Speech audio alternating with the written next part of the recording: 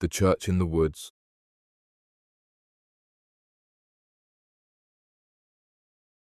The dream. I had a weird dream last night. It wasn't like your normal everyday dream. It was very disturbing to me. I wouldn't consider it a nightmare, but I know I will never forget it. It still brings a shiver just thinking about it. Before the dream, everything was normal. Saturday had arrived after a long, tiring week of work. I was an IT technician. It was the kind of job where we would assist customers, varying from software issues to networking ones. Occasionally, the job would require us to meet them on their turf to provide on-site service. Unfortunately for me, I wore multiple hats, which meant I had to tackle most on-site visits. Some would think of me as a versatile, irreplaceable employee, and you wouldn't be wrong. I, however, couldn't look past the glaring fact that the company was just being too cheap to hire others, opting to milk every ounce they could get from us, their understaffed employees. You can see why I would spend most of my weekends only sleeping or watching television. Basically, anything that required the least amount of work or movement. Unfortunately, these tactics made them fly by faster than usual. There's nothing worse than expediting your rest days to your work ones. This weekend, I decided to mix it up a bit. Instead of my usual lazy days around my apartment, I decided to venture out and visit my parents. I hadn't been home in 2 years, and I couldn't remember the last phone call I made to them, so I figured I was overdue for a visit. Home was around 50 miles away, but that didn't seem too bad compared to most people I knew. I had plenty of friends who were clear across the country from their folks, so I knew I had no room to complain. To be honest, I was looking forward to the drive. The ones in the morning were the best, watching the sun gradually rise, feeling the cool breeze while coasting the near-empty streets, absent a river of traffic. Was there a better time to travel? I couldn't wait to see my dad, or my stepmom either. I could already picture the two of them ambushing me with hugs while releasing a barrage of questions about how everything was going in my life, and I haven't even gotten to best part, home-cooked meals. Energized by these thoughts, I quickly packed up a few things: toothbrush, clothes for one night, towels, and anything else I thought I might need. For a second, I thought about giving them a quick heads-up call to let them know I was coming, but refrained, thinking it would be better if my visit was unannounced. After my car was loaded, I pulled out my apartment area and began the drive. As expected, the sun had barely peaked beyond the horizon. The drive itself was smooth and fluent, with barely any other cars on the road, just the way I liked it. As early as it might have seemed to some people, my parents were early birds. They got up at the crack of dawn to maximize their day, taking care of small things throughout it, cutting grass, morning runs, errands, etc. It didn't take long before I reached my old hometown. I was met with the familiar setting, rendering old memories. Almost at every angle, I could recall some event from my life while growing up. It wasn't until I looked in the rear mirror that I noticed I had a smile pressed on my face. There was no hiding it, I guess. I was happy to be home. Eventually, I reached my neighborhood, turning onto the street where my parents lived. From the distance, I could see their house at the far end to the right. I drove down the street, glancing left and right, attempting to see if old neighbors were still present at their homes. Just from a glance, I could recognize what houses had new people and which ones had familiar faces. Only a few were actually up and outside. One person in particular was Mr. Harris. He was infamous for always attending his yard. He was mainly seen cutting his grass and did so in a full jumpsuit regardless of how hot or cold the weather shifted. It vaguely resembled the ones prisoners would wear, except it was navy blue instead of a bright orange. I reached my parents' house and parked next to the mailbox. The driveway had my dad's car in it. My stepmother's car was usually kept inside the garage since it was a newer vehicle. The house itself was fairly big. It was 2 stories with all white siding that made up its exterior. It had burgundy shutters to accompany each window and a decent-sized porch with a bench on it. After parking my car and walking up to the door, I could already see the screen door closed to allow the cool air to run through. The aroma of bacon and eggs filtered outward along with the sounds of talking and moving around. Despite still having a key to the place, I rang the doorbell. Instantly, I heard my dad's voice grumpily question out loud who would be visiting at this hour. I could hear his footsteps walking over until he emerged into the entrance hallway. I could see his eyes widen and a smile grow on his face. He called out for my stepmother to come over to him. When she did, I was met with a loud cry of joy as she raced over to the door, opening it and pulling me into a vice-grip hug. After about a 10-minute moment of hugs and greetings, I was finally able to settle in. I brought all my stuff into my old room, which was in the basement. The basement, of course, was finished and had a big television in front of a couch along with the washer and dryer down there. It was almost like a second living room, perfect for having guests over or even a tenant for renting. The day went by fairly quick. I spent most of it talking to them about my job, politics in the world, and other recent events. It wasn't until the evening arrived when my dad announced that in his spare time he had managed to convert all the old home movie tapes onto DVDs. My dad was always the type to keep busy. He worked hard throughout the week and even on the weekends because he was unable to cope with the downtime. It was in these times that he would keep himself busy with small side projects. These projects varied from big ones like installing new floorboards to small ones like planting fresh flowers outside.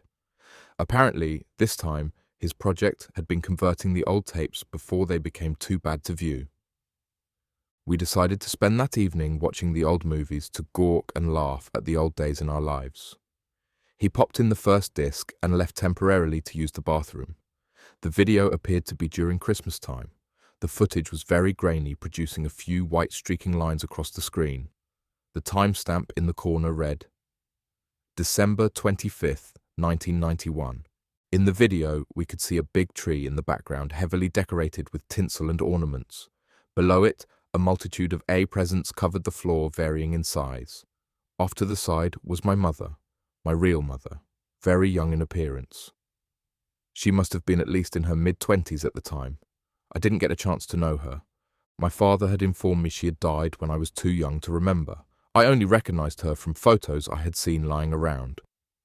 It wasn't until I was old enough that my father explained her death was in fact a murder. Some crazy loon had broken into their apartment and shot her. He didn't really like to speak about it, and I didn't blame him. Because of his feelings, I never pressed him more about it. The camera in the movie sat fixated without shaking, giving the assumption that it was on a stand. Soon after, my father appeared from behind the camera to join her on the ground. He too was young in appearance. It was strange to see them this way, and brought about a small amount of laughter from me. They both seemed to have their eyes fixated on something. It wasn't until my dad adjusted the camera that I could see that the something was me. There I was, a younger version of myself. Checking the timestamp on the screen confirmed that I was 1 year old. I watched in awe as my younger self hobbled around, curiously grabbing small things around the apartment. Occasionally, he would render a smile to my parents whenever they called out my name in a soft tone. The moment was nice until the screen went to complete static. The sound was a little distorted, but it was clear the video was not over. I could make out what sounded like a knock at the door from the audio, but wasn't sure entirely. My dad returned just as this happened and went over to the television, cursing at it. He finally ejected the DVD and popped in a new one, informing us that the rest of the tape must have been too bad before the full record. Yet, we didn't let that hinder the moment and prepared ourselves as the next disc loaded up. After a long evening of laughing and admiring our younger images on the home movies, we decided to call it a night. We said our goodnights with my stepmother, promising to cook us all a big breakfast tomorrow. I made my way back downstairs and changed into my pajamas, eventually laying on my old bed. I lay there for a couple of minutes, just smiling to myself, still thinking about the videos and other times I had while growing up. Without realizing it, I found myself asleep. Now, this is when it all happened. This is when I had the dream. In this dream, I found myself back in that old apartment I had viewed with my parents earlier in the home movie. It was odd though. Unlike the angle the camera appeared in the video, I was standing offset of it. It was an angle that did not appear in the video, and yet somehow I could see more of the apartment with greater detail. From the kitchen in the back, its sink full of dishes, to the pictures hanging on the wall. I wasn't sure how this amount of detail was applied, because clearly I was just a child at the time, and remembering this would be impossible. There was a possibility that my brain was just filling the gaps of the apartment with places I had seen and been to, but deep down, I thought otherwise. It felt like everything being presented was exactly how it was at that time. Around the apartment, it was clearly Christmas time, like in the video. I continued to look around, noticing my dad standing behind the camera exactly like in the video, and my mother sitting on the floor in view of it. As if on cue, he walked from behind the camera and sat next to my mother. It was literally like being present in the footage, scene for scene. I attempted to grab my parents' attention. I tried calling out to them, waving and even touching them, but it was like I didn't exist. They couldn't see or hear me, and my hands went through them almost as if I was a ghost. My dad then shifted the camera to where I could hear my younger self cooing and hobbling around to my side. I watched as the younger me began playing with a book, curiously trying to figure out the object. Suddenly, there came a loud banging at the door. The noise startled me, my parents included. I watched as my dad rose and went to check the door. The door itself had a small peek hole. I recalled that I remember hearing what sounded like a knock on a door from the distorted video.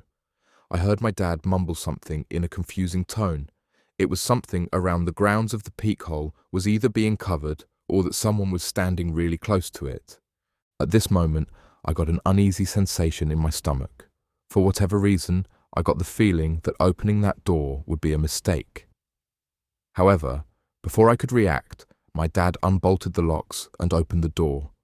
He was immediately struck with the barrel of a gun. I watched in horror as he grabbed his now bleeding head in pain. The assailant kicked my father back, causing him to fall over next to my mother. My mother let out an ear-splitting scream in fear. The assailant came through the door, shutting it softly behind and locking the bolt across. Afterwards, the assailant gave off a hissing shush sound to my parents. Hearing the voice confirmed that it was a man. He stood silent, pointing the long-barreled gun at my frightened parents. I too was frozen in fear, even knowing I couldn't be seen. The man wore a long black cloak over his body with a hood draped over his head. A few chains looped from his waist, connecting his hip. When I looked closer, there were several faint grey inverted crosses on the side of his hood and on the back of his cloak. Was this guy a part of some twisted religion? I carefully made my way around him.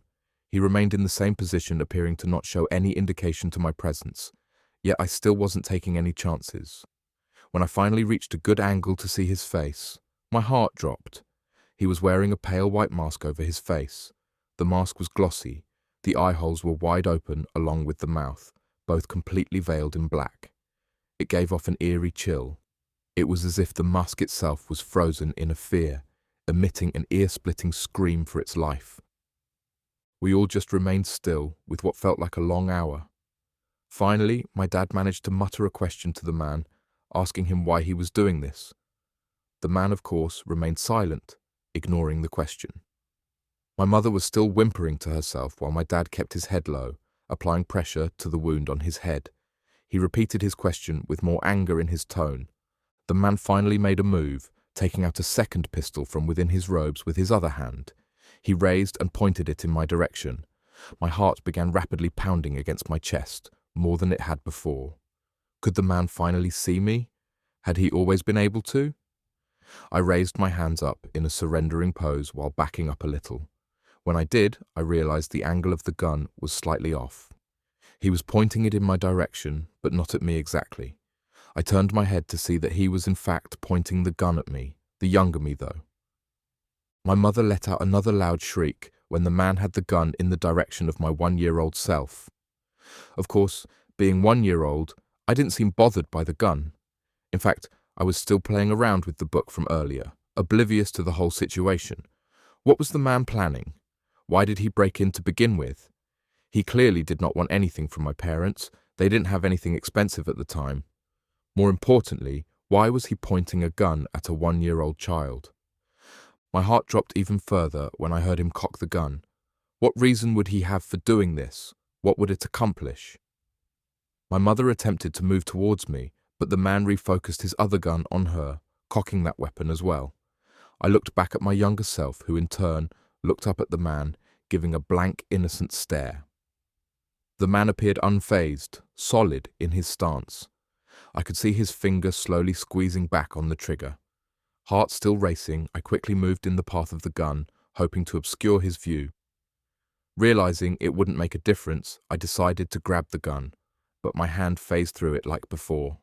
I couldn't touch him. His finger gradually continued to squeeze back on the trigger. It was like viewing the moment in slow motion, taking forever to occur. Unexpectedly, I found my mind being flooded with images. They were images of people. They looked to be people I knew throughout my life. Almost like a photo album. Endless images of moments and faces flashed by. I saw my mother, my father, friends I had known, girlfriends I had relations with. Everyone. They continued appearing one after another, and as they did, I felt a pulsating pain grow in my head. I couldn't take all the images at once. It was too much, and yet they persisted. I found myself on my knees as the images began appearing at a faster rate. I was now gripping my head, almost shaking uncontrollably, until they ceased without warning. The air felt cold. The warm colours around transitioned literally to a grey-scale-like colour. I looked up slowly, and when I did, I saw the flash of the barrel go off, followed by the sound of a loud bang. I turned around to find the lifeless body of my younger self lying on his back. A pool of blood quickly formed around him. The air was silent. My parents were speechless, frozen in disbelief. The man lowered his gun eventually, letting it drop to the ground. We all remained silent and completely still. He proceeded to lift his hand, removing his hood. Afterwards, he slowly removed the mask from his face. My eyes could not comprehend what they viewed. This man, this murdering, psychopathic, religious nutcase's face was my face. He had the same face as me, the current age me. Tears formed in his eyes and slowly made their way down his face. He turned to my parents. A small smile formed across his face. It wasn't a twisted, evil smile or a satisfied one. No, his smile and his eyes held a deep sense of sympathy. With it, he spoke with quivering words. "I'm sorry. I had to. I did you a favor. Forgive me." Without warning, a blinding white light appeared out of nowhere, completely engulfing me. I could see a face appearing amidst the white. Before I could make it out, I immediately jolted awake by the alarm on my cell phone. I sat up quickly.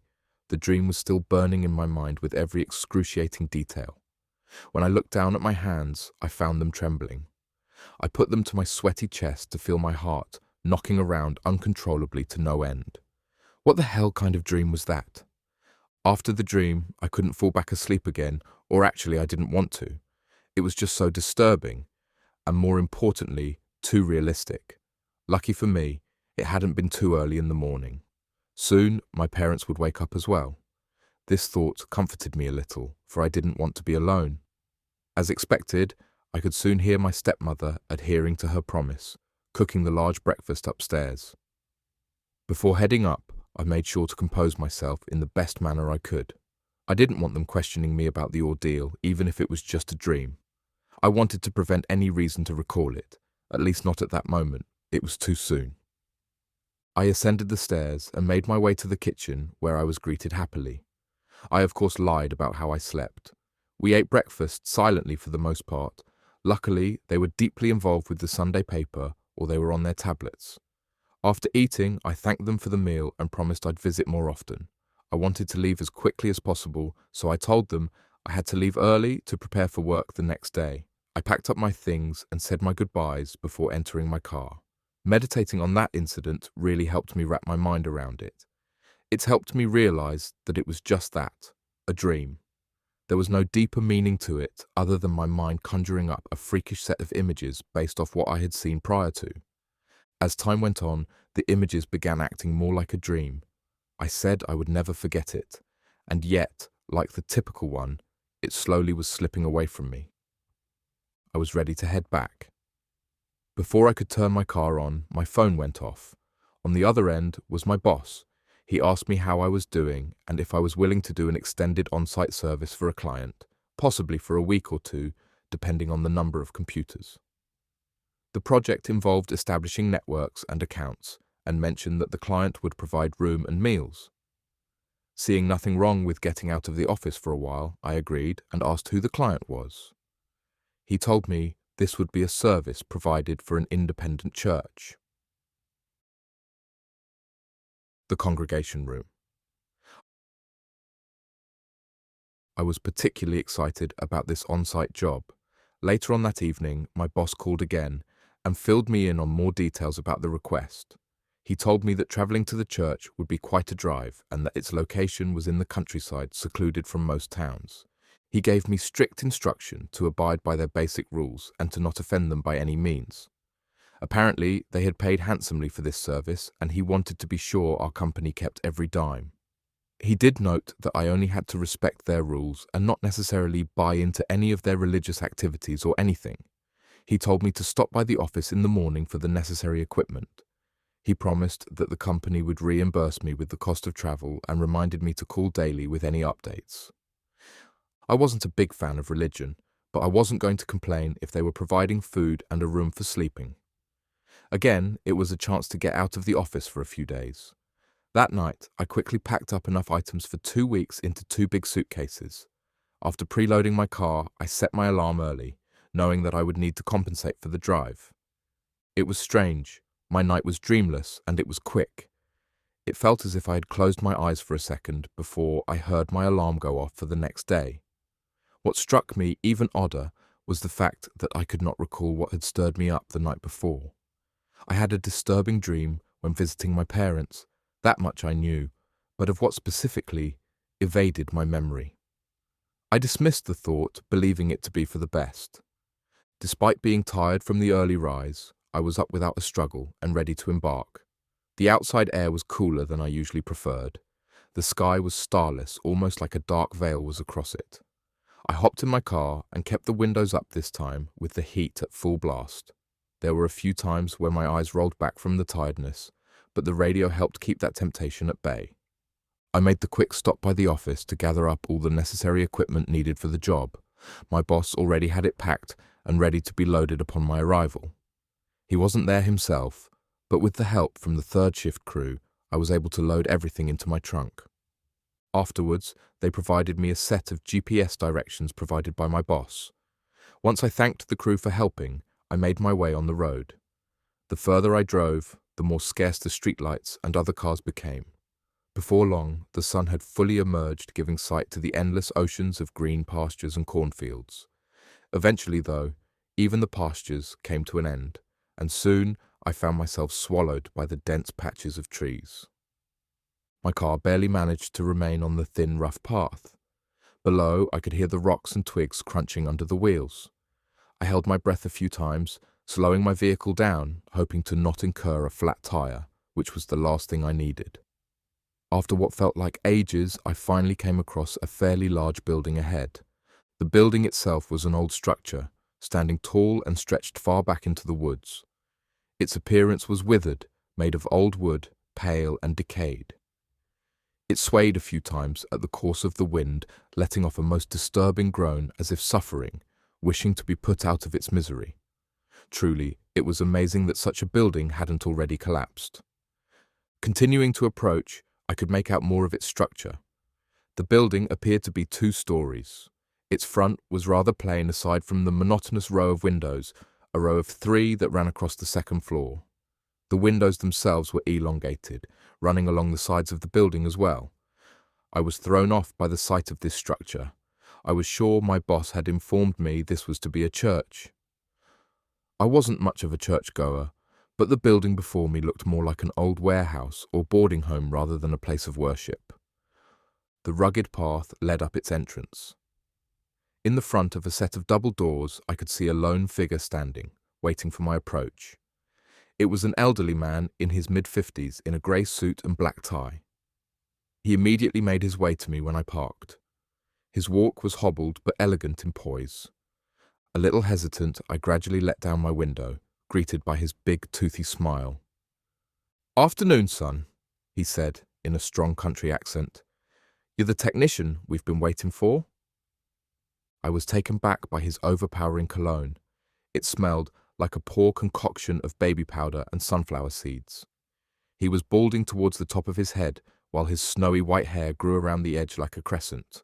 Deep wrinkles were pressed across his face and seemed to grow in number with his smile. Slightly stuttering, I answered, "Yes, sir. Pleased to meet you." He gave off an old man's chuckle, still housing his toothy grin. "There's no need to be shy, son. I'm Reverend Gary Gooding. You can call me Gary.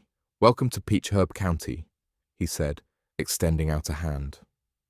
Nervously, I shook it. "I'd like to personally thank you for coming all the way out here. I know it must have been something for you. I hope you didn't get too lost on the way over." For some reason, I couldn't find my voice and only shook my head. "That's good. Look here. Why don't you swing your car right around to the side? I'll get one of my people to help you get your stuff settled in. You don't have to lift a finger, understand?" He gestured to the right-hand side of the building. I nodded and drove around as instructed and parked. Before I could even vacate the car, I jumped when stared ahead.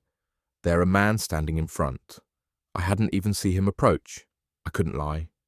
He was much younger than the Reverend, but clearly older than me. He had slick black hair combed over to the side and wore a dark vest resting over a white button top with grey dress pants. He gave a slight wave while approaching my car. I exited and was greeted with a firm handshake. "Terence Crow," he said.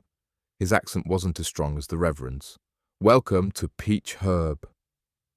I could tell that his smile was forced, even his eyes looked annoyed, but I thanked him. "You have any luggage on you?" he asked. "Yeah," I said. "It's in the back." I unlocked the door. Before I could turn around, the man quickly swooped over to the passenger door, opened it, and pulled out both suitcases. He began making his way towards the front, gesturing me with his head. "You'll have to forgive my impatience. I was in the middle of something important before the Reverend had me pulled to assist you." "That's all right," I assured him. "I know the feeling. You'd be surprised how often my boss does that to me. I sometimes wonder if he actually wants me to get the job done," I joked, hoping to lighten the mood. He didn't laugh. I could hear his grunts as he struggled to carry the weight of my suitcases, occasionally swaying to the side. I felt guilty for letting him do so, but didn't want to impede on their hospitality. He led me around to the front and through the double doors. I half expected to find the Reverend waiting for us with his grin, but he was nowhere to be seen. Inside, we came into what looked like a lobby area. It was much nicer than I expected, completely different from the outside appearance. Inside, the air was cold, borderline comfortable. Perhaps it was the hint of honey and sunflowers in the midst that made it bearable. The lobby was a simple room. Everything around held a calm pearl white. It was filled with a few tables and chairs up against the wall. A golden chandelier hung from the ceiling, giving the bland room a more elegant feel. A red carpet led from the entrance to a set of closed double doors ahead. Two other doors sat on the left and right walls, both closed. The man led me inside, setting down the suitcases. He took out a handkerchief from his vest pocket to wipe away the sweat from his brow. "This here is the lobby," he finally said, tucking the handkerchief back in his pocket. I chuckled to myself as if that wasn't obvious. "Through the left door," he continued, "you'll find a hallway leading to the dining area.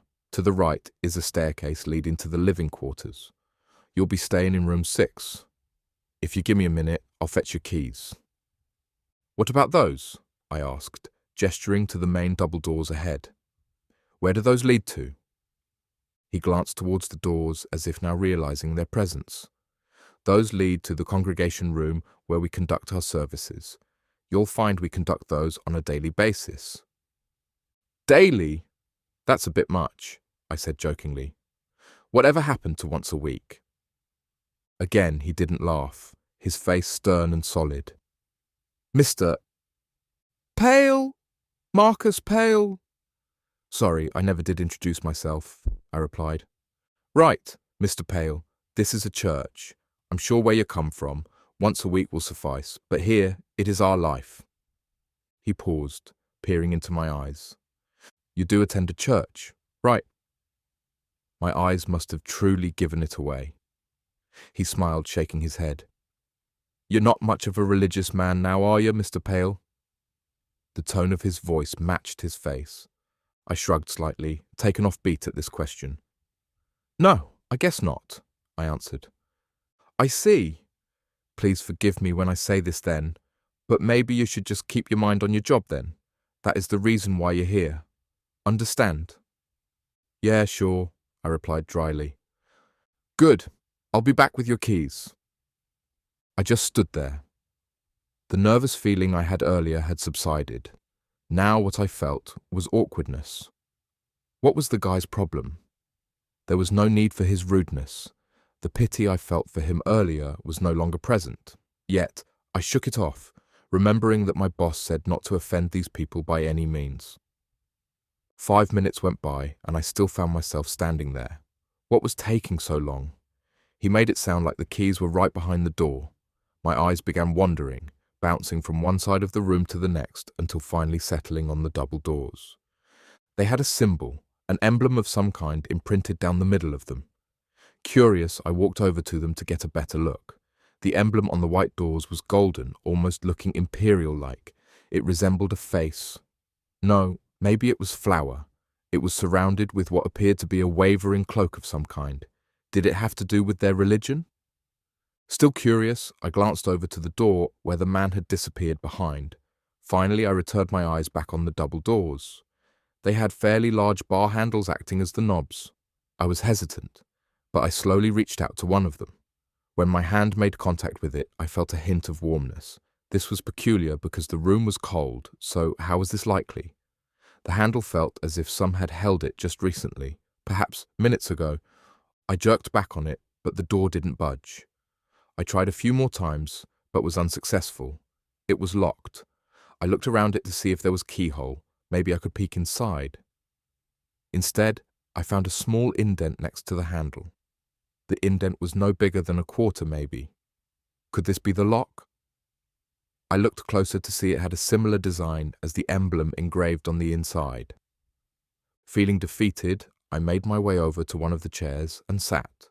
Hopefully the man wouldn't be any longer. It was probably for the best that it didn't open, though. My first day on the job, and I was already snooping around.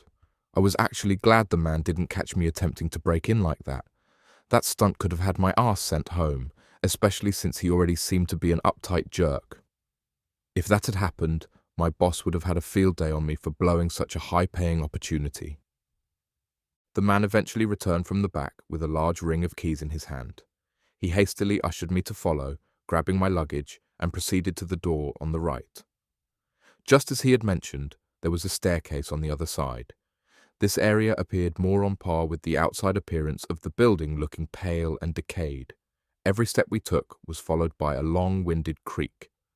I was sure that at any moment they would give out on either of us, but they never did. We reached the top and came to a long, dimly lit hallway with another red carpet, except this was long enough to run to the end.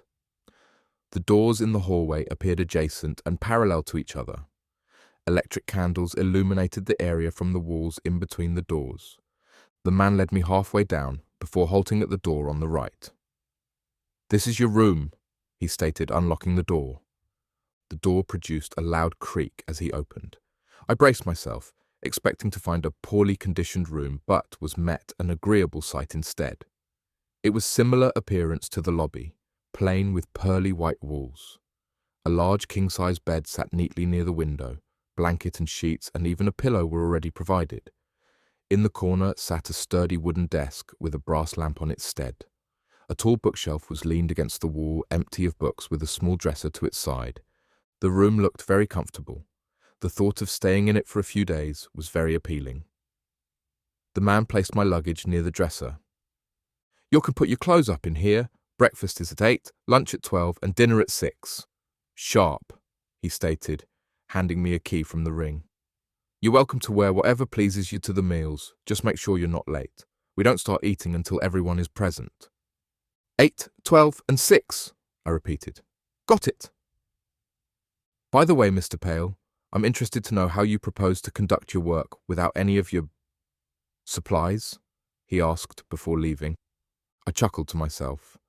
"Oh yeah, sorry, I forgot to mention all my equipment is in the trunk of my car." He gave an unsettling glare and held out his hand. Your car keys, please.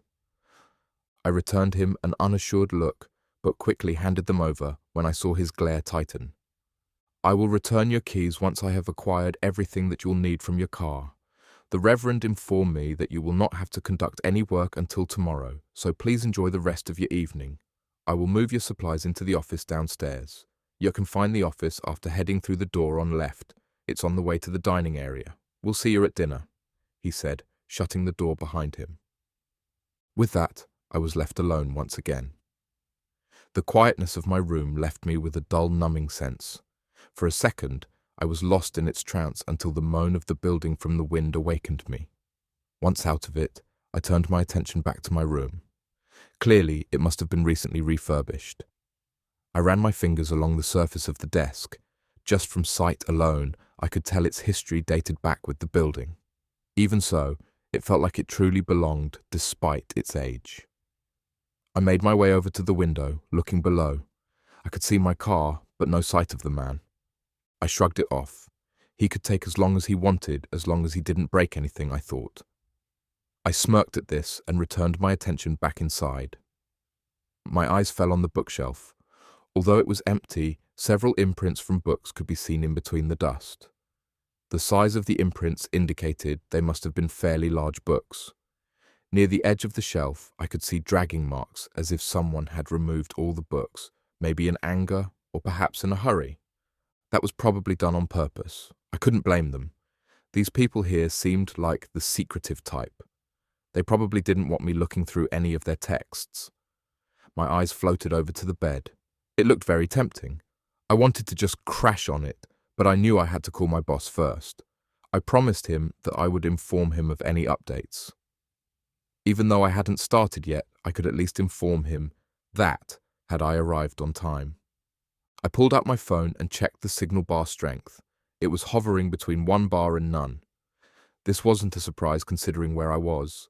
I played around with its positioning, first raising it higher and then side to side. I had no luck though. I even tried holding it closer to the window, but still was unsuccessful. It was possible that it was just the room blocking the signal. So, I made my way out into the hallway, keeping my phone stretched out. With my eyes fixated on it, I moved around the hallway aimlessly, still changing its position. Eventually, I realized how pointless it was. I decided to see if I had better luck outside. I went downstairs and into the lobby, checking my phone along the way. Feeling the frustration build up, I aimlessly swung it around, threatening to just toss the useless junk. Without warning, I was thrown off by a loud scream.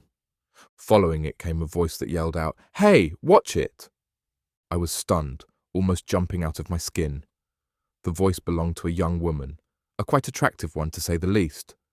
Her green eyes flared at me in anger.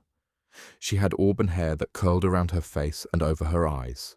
She wore what appeared to be a black and green Victorian-style dress. The most eye-catching part about her was that she was pregnant. She had to be at least 8 months by how much her stomach extended through her gown. I'm sorry. I didn't mean to," I stammered quickly. "I was trying to find a signal, and I was getting—" Her glare softened and a smile formed. She eventually let out a light giggle at my attempt to explain myself. Okay, it's fine. You're forgiven already," she said. Her voice? She had a British accent.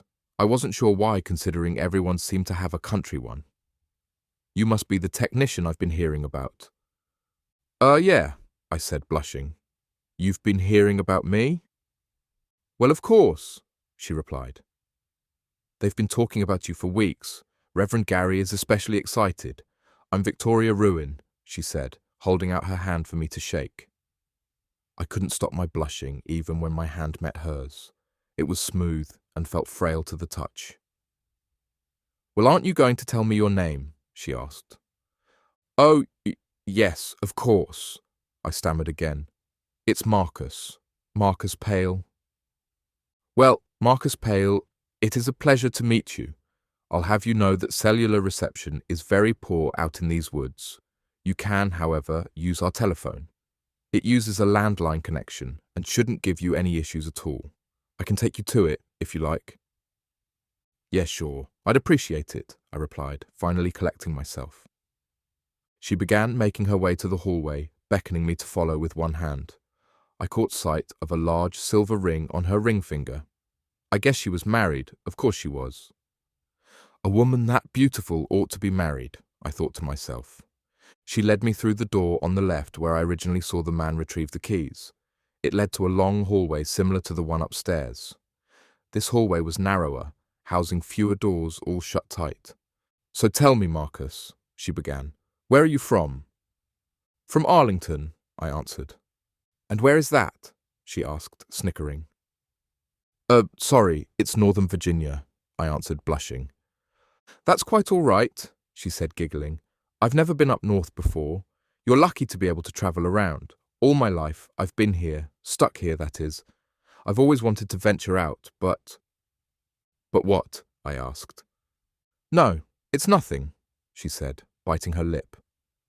She came to a door on the left and opened it. "Here we are. You can use this phone." She pointed inside. I thanked her and entered. The room was tiny, just an upgrade from being considered a pantry. Inside, it was a small wooden table cramped to back with an old phone. A single door sat to the side, a small window. A strong collection of breads coated the air, making the cramped setting feel even more stuffy. I quickly dialed up my boss and informed him of the situation. He was glad to hear that I arrived all right and went into a speech about ensuring that I represented the company in the best manner possible. Afterwards, he told me to keep up the good work and to call him tomorrow. After hanging up, I was surprised to find Victoria still waiting for me in the hallway. "You didn't have to wait for me," I told her. She smiled. "Well, honestly, I have nothing better to do. I've been cooped up in my room for the longest time because of this bloody baby." "Oh," I said. I couldn't think of any response to this. "You don't talk much, do you?" she asked, still smiling. I shrugged sheepishly. "What can I say? I'm a quiet guy." "Well, it's a change for sure. You're different from all the men around here. All they do is talk and lecture. They expect all the women to just listen. It's quite maddening at times." "Are all men of the North like you?" I blushed at this. "Are you the woman here?" I asked, attempting to change the subject. She scoffed. "Of course not. I don't know what I'd do if I was. There are two others, my Aunt Margaret and Cousin Sophia. You'll meet them later at dinner. You are coming, of course." Her emerald eyes gleamed into my own. I could feel my heart rate slowly increase. My face must have been bright red from blushing. Yeah, of course I will." Her smile widened. "I've been bored for the past few days. You want to go on a little adventure?" "Adventure?" I repeated. "Yes, I could give you a tour of the place. I'm sure you're wondering where everything is at." I really hadn't thought about the place as a whole. The only area that vaguely interested me was the room behind the double doors, but I didn't feel comfortable asking her. "Sure, why not?" I answered. "Good," she said, wrapping her arm around mine. "Where do you want to go first?" Her perfume engulfed me, smelling of sweet berries and honey, a smell that was perfect for her. "You want me to decide?" "Yes, of course. I don't want to bore you, showing you every nook and cranny," she answered. I could tell she was reading my face because she added, "Come on, I know there's a place you're dying to explore." "Well," I started. "Yes, just spill it already," she shot. "I did kind of want to see what was behind those doors in the lobby," I replied, rubbing my neck in shame. "Doors? You mean the congregation room?" "If we can't, I understand," I quickly added. "Nonsense, let's go," she said, yanking my arm, pulling me until we reached the lobby again. "Victoria?" I asked as she made her way to the doors. "Yes?" "That symbol on the doors, what is it?" I asked. She glanced over to the doors. "That is the symbol of our religion. Well, their religion anyway. I've grown tired of all their prayers and their sermons. It's all rubbish, really." "Rubbish? If you don't care for it, then why are you here?" I questioned. "No, you're right. I don't. I never was into it. Ever since I was a little girl, my father forced me to be a part of it. All I have ever known has been Herb Peach County, Well, apart from brief stay in the UK, I'm sure you can tell I don't exactly sound like I'm from around here. Yeah, I noticed, I said, rubbing my neck. You have my aunt to thank for that. Anyways, I've grown really tired of all it. Like I said earlier, I want to venture out and see the rest of the world. At least my home country. I can't even remember it anymore. So your aunt brought here. What about your mother? What did she have to say about all this? She chuckled softly to herself. I have no memory of my mother. My father told me she died after I was conceived. I was mainly raised by aunt. Oh, I'm sorry, I replied softly. I know the feeling. My mother died when I was young too. We went quiet for a minute. Why don't you just leave? I suggested, breaking the silence. You're not a little girl anymore. You don't have to stay here now. She smiled. If only it were that simple, Marcus. I would love to leave, but some things are not that simple, she said, looking down, rubbing her belly. Oh, I started. I'm sorry. I didn't mean to. I felt like a complete idiot. My talent of making awkward moments worse was starting to emerge. I was bad at this kind of thing, and even worse at comforting someone. It was mainly the reason why I remained quiet.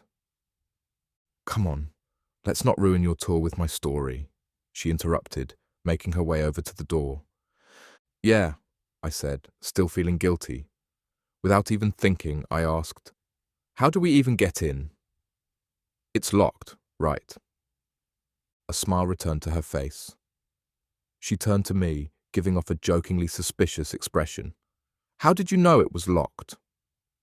I shrugged pathetically, giving off a sheepish grin. I don't know. Aren't most of the doors in this place locked? It was a poor excuse, I knew it. Uh-huh.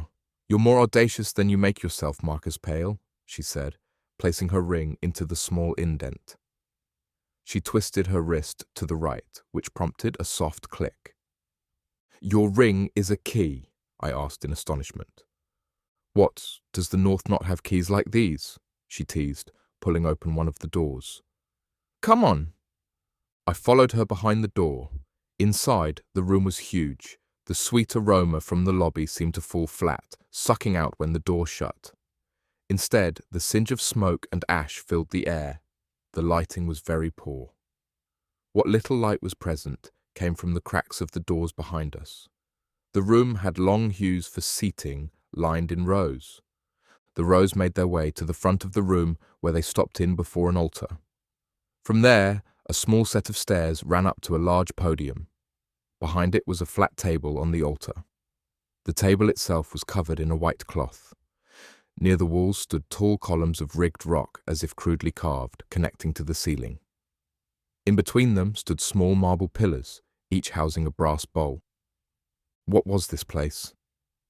I must have spoken the question out loud because Victoria answered me, It's the congregation room, silly.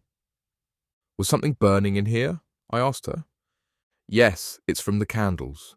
It's what we use during our services due to the poor lighting, she answered. Why not just install lights? I brought up.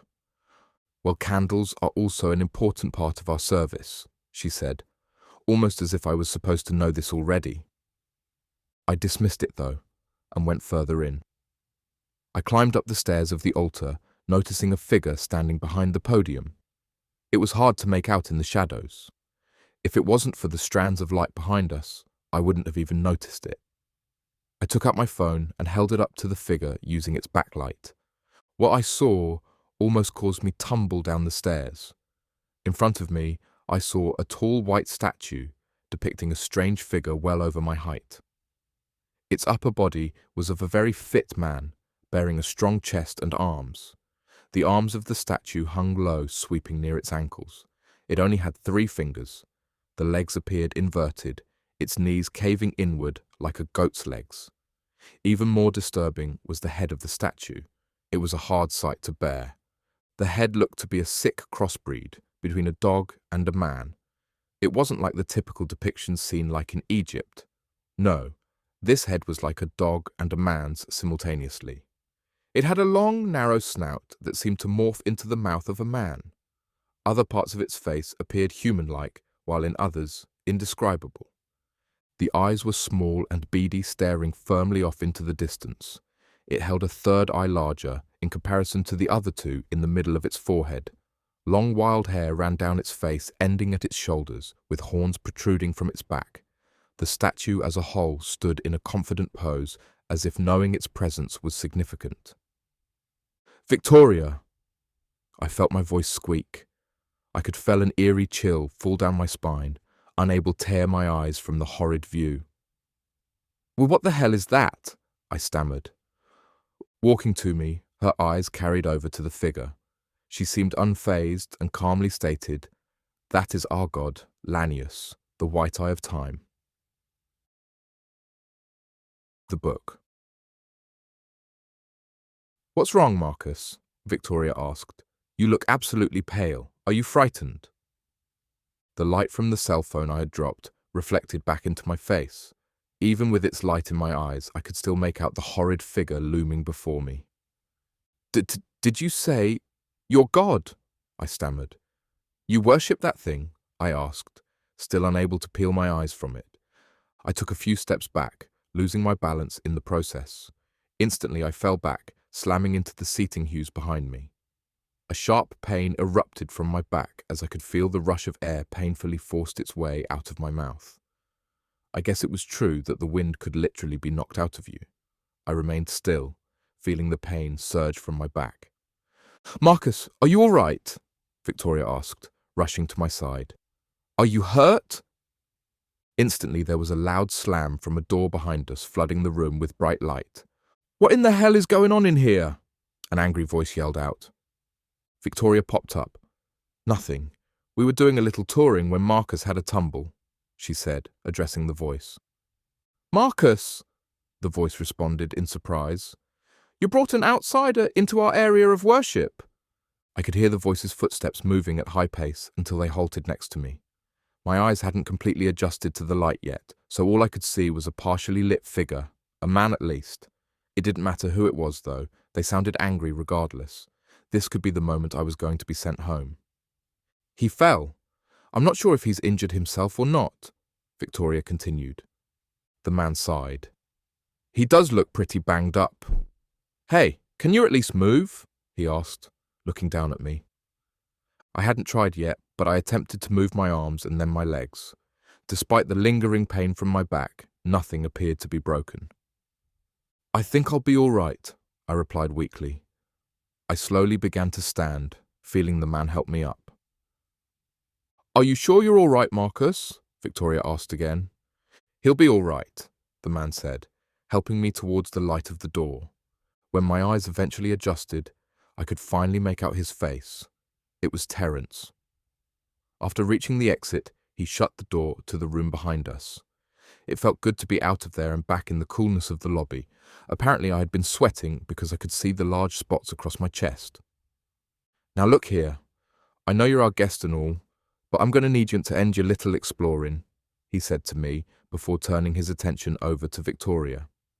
"As for you, you ought to know better. Matter of fact, you should be resting. We're lucky that didn't happen to you now with that baby. No more exploring, else things like this happen," he said sharply. It felt like we were both being scolded as if we were his children. "Just remember you're here for a job," he said, returning to me. "So if you just stick to that, you'll be fine. Now you best go and wash up. Dinner will be ready soon. Bathroom is at the end of the hall on the left. Just make sure you knock before you enter. Go on now." I nodded weakly, catching Victoria's apologetic eyes as I turned to leave. I wasn't mad at her for what had happened. How could I be? It was my own fault for clumsily falling like I did. I made my way back upstairs and cleaned up. By the time I finished, the time was 6:03 p.m. I knew Terence had told me not to be late, but I didn't want to be the first one to show up either. I had cut it too close, though, and hastily made my way back down, heading through the door on the left in the lobby. Coursing through the hallway, I caught the hint of food in the air. The smell gradually increased the closer I drew to the other side. By the time I had reached the end, my stomach was beginning to growl in protest. Even my mouth began to water. I approached a pair of double doors and could see light coming out through its cracks. Behind them, I could make out murmuring of voices. This was it, I thought. I took a deep breath and pushed open the doors. The dining room on the other side was big, like fancy big. The vibe I felt reminded me of the formality back in the old days, early 1900s maybe. Several antique cabinets stood up against the walls. They had glass doors with the insides filled with priceless-looking treasures. Portraits ran along the walls portraying the faces of people, possibly ancestors of the sort, their eyes firmly staring forward as if a silent audience to the event. In the center of the room, a large table sat filled bountifully of plates with mountains of food and drinks. The other residents of this church could be seen standing around the table, chatting amongst themselves. However, their chatting ceased when the doors shut behind me. They all gazed at me silently. My nerves were through the roof, so I just stood there, like a deer caught in the headlights. What now? I thought. Finally, one of the women spoke out to me. "Ah, you must be Marcus. Welcome, my dear." She had a British accent like Victoria's, and I quickly assumed this had to be her aunt. She was most likely in her mid-40s, with a face lightly stained in wrinkles. She had dark hair tied neatly in a bun and wore a dress similar to Victoria's, but with more red in it. "I'm Margaret. Pleased to meet you," she said, walking up to me. After shaking my hand, she guided me over to the others around the table. There were 4 others. One was a woman she introduced to be Sophia, apparently the cousin Victoria had mentioned. I was surprised to hear she didn't exhibit the same accent as either of the two, instead having the same country one as the Reverend. She was much younger than Margaret and probably a few years older than me. The next person was Terence, who I had already met. From him was another man about the same age as him, named Jesse. Lastly, she showed me Victoria. I couldn't hold back my smile when I saw her. She returned one as well. Margaret caught sight of this. "I take it you've already met my niece," she stated with teasing smile. "Well," I started, beginning to blush. "Yes," Victoria spoke. "I was showing Marcus around earlier, trying to get him familiar with everything for when he starts his work." "Oh, I see," Margaret replied. "Well, come now, dear. You sit over here." She led me to an empty chair near the end of the table next to her. Everyone else made their way behind their respective chairs too. Victoria stood behind the chair across from my own. I was ready to pull out the chair and sit when I caught sight of her eyes beckoning not to do so. I quickly corrected myself, realizing that everyone was still standing as well. "When the Reverend arrives, we can begin eating soon," Margaret said. "Please excuse him. He can run a little late sometimes." I chuckled a little to myself, thinking on Terence's words from before. However, it wasn't long until everyone's attention turned to the door opposite the end of the table. I hadn't realized it was there. I was curious to where it led, possibly to the Reverend's quarters. The door opened and the Reverend came walking through. He still had his hobbled walk from earlier, his face still pressed with the same toothy grin. When he came through, everyone spoke in unison. "Evening, Reverend." His smile grew wider, at which he replied, "Evening, everyone." He pulled out his chair and sat down, gesturing everyone to join him. We all followed suit. The food before us was truly a sight.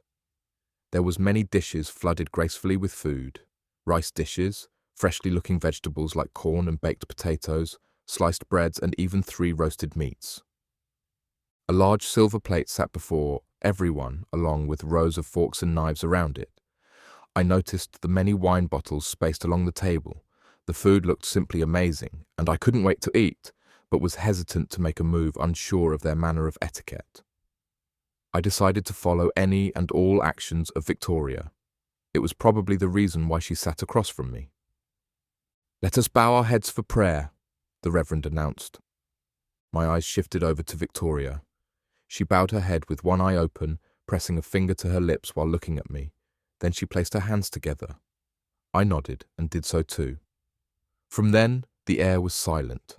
I wasn't sure how much time had elapsed, but it felt long, at least 5 minutes.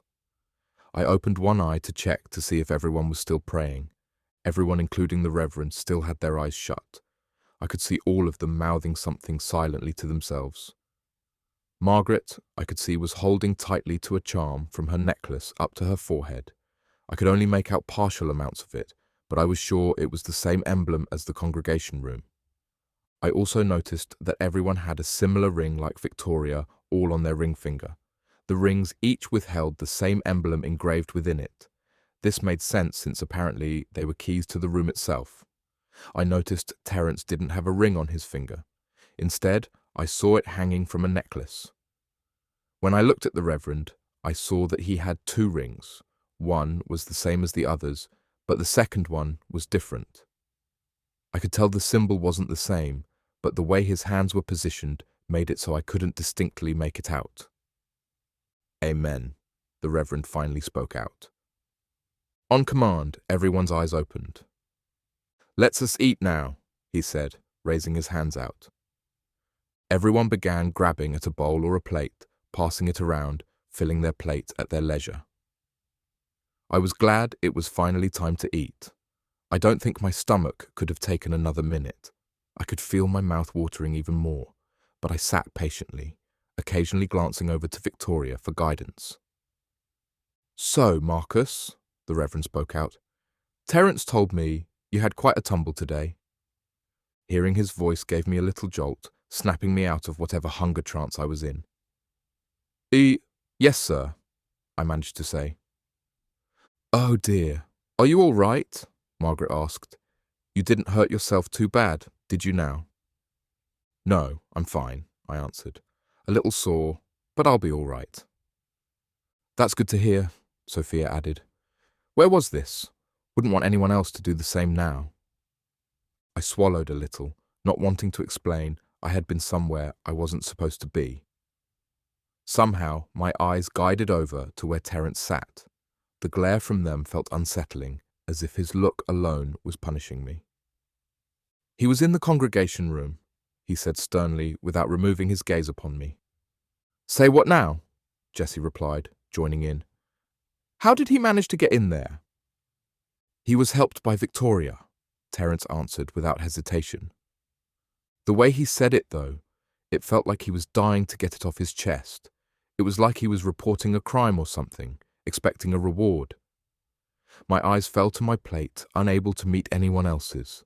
I was unsure what would happen next at this point. "Oh dear," Margaret said softly. "Did you not have a candle on you, hun?" she asked. I quickly looked up, surprised at her response. "Victoria," she continued, "you took him in there with no proper lighting. It's no wonder he banged himself up." I couldn't believe it. Here I thought I was going to hear a mouthful about invading their sanctuary, and instead they brushed it off like it was nothing. I glanced over at Terence, who appeared to be just as surprised by this reaction. Instead, he grumpily turned his attention to his plate, unable to look at me in defeat. I looked over at the Reverend, and he too seemed unfazed, still smiling. "No, I wasn't thinking when I did," Victoria answered. "However, we were doing fine without a candle. It was more from the statue that startled Marcus." Margaret and others laughed at this. "Oh, I was dreadfully frightened too, when I first saw that thing as a child," she replied. "It is quite a sight at first, Marcus, but I assure when you learn about Lanius, you grow to truly understand him and what he is." I swallowed a little more at this. "And what is he?" I asked, leaning in a bit. "Now, Margaret," the Reverend interrupted, chuckling a bit. "We didn't bring the young man all the way up here to teach him a sermon. Give the young man a chance to eat." "Oh, of course," Margaret replied with a giggle. "Eat up, Marcus. We don't waste anything around here," she said, passing a bowl of potatoes. I felt my stomach growl again at the sight of them. I couldn't believe I had forgotten about my hunger. I thanked her and added it to my plate. I glanced over at Victoria, who gave me a slight nod of approval. I smiled and began receiving the other dishes being passed around. The rest of the meal went by smoothly. There was chatter amongst everyone. I listened as they went on about their everyday occurrences. It was funny to hear them bicker at each other a few times too. Occasionally, one of them would ask me a question or two about where I was from or what I did. By then, though, I didn't feel nervous anymore. After dinner, the Reverend dismissed everyone.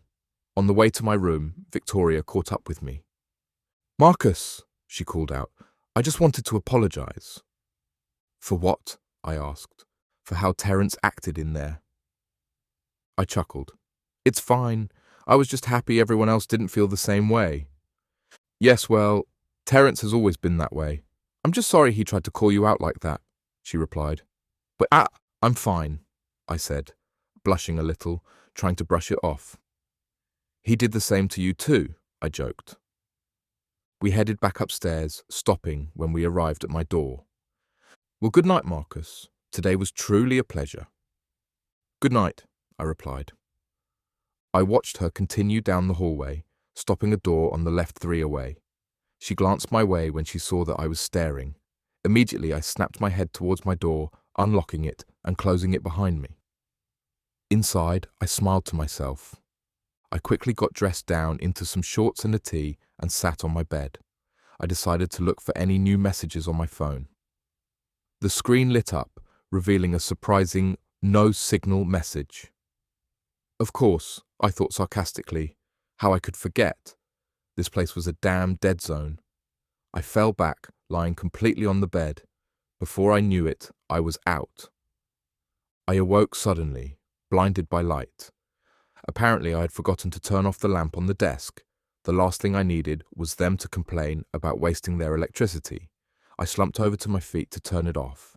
After doing so, I caught sight of something outside. Below, I could make out my car in the moonlight. I could see that a clump of leaves had been blown over a lot of its roof. However, that's not what caught my attention. I could see a figure standing next to my car. Even with the moonlight, I still could not make out who it was. It did appear as if the figure was trying to enter into my car. I tried to focus my eyes better, but it still didn't help. I wanted to blame it on my tiredness, but my mind instantly thought about Terence. Perhaps that jerk was still sore about dinner. He could have been trying to sabotage my car or something. I ran for my door, ripping it open and racing down the hall to the stairs. When I reached the lobby, I stopped. The entire lobby was dark. In the air, I could smell a hint of something burning like candles. I noticed a thin line of light coming from the congregation room's double doors. Completely forgetting about my car, I made my way to the doors. I could hear the slight murmur of voices from inside the closer I got. I pressed my ear up against the door to get a better listen, but I still couldn't make out what the voices were saying. I could hear one voice speak out loud. When it did, the other voices would speak in unison in the same rhythm. It was clear that they were repeating the message of the lead one. The tone and manner they spoke sent a chill down my spine. It was clear this was the church conducting their worship upon whatever that horrid image was I had seen earlier. I didn't understand how they could worship such a thing, but then I didn't know how any religion could worship anything as they did. I decided to let them be and made my way back upstairs. They didn't seem like bad people, so how could I judge them based on what their belief? Victoria was a prime example of someone good from it. When I entered my room, I glanced out the window one last time, expecting to still see something below. However, nothing was there.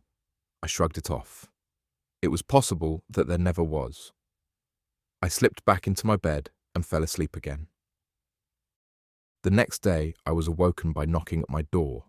I was surprised to find Terence on the other side. He apparently was ready for me to begin my work as soon as possible. When I checked my phone, the time read 6:30 a.m. This was a real dick move by him. I didn't even wake up this early for my job back at home. Reluctantly, I bit my tongue and told him I would be ready in 10 minutes. After getting ready, he led me to the room where he had placed all of my equipment. The room had several old computers inside, like late 90s old.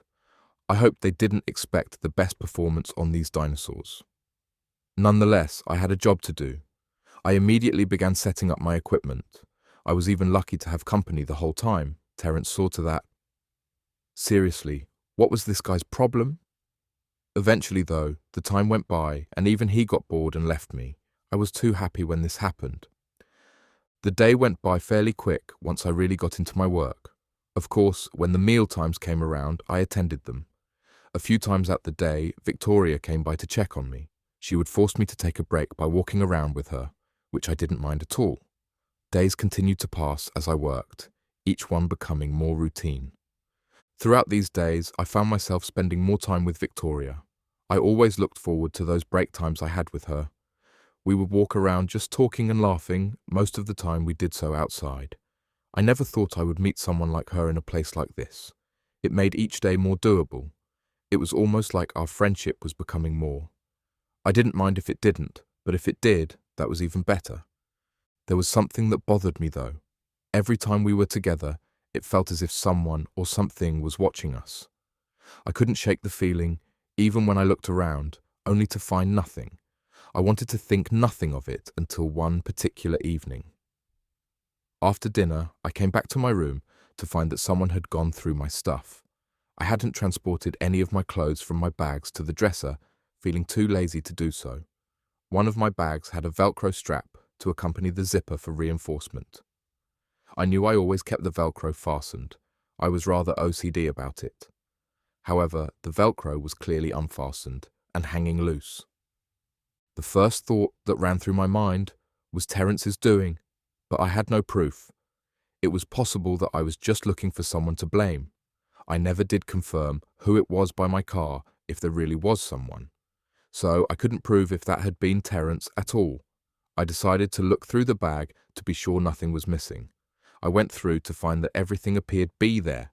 I could tell my things were moved around a bit, but other than that, nothing.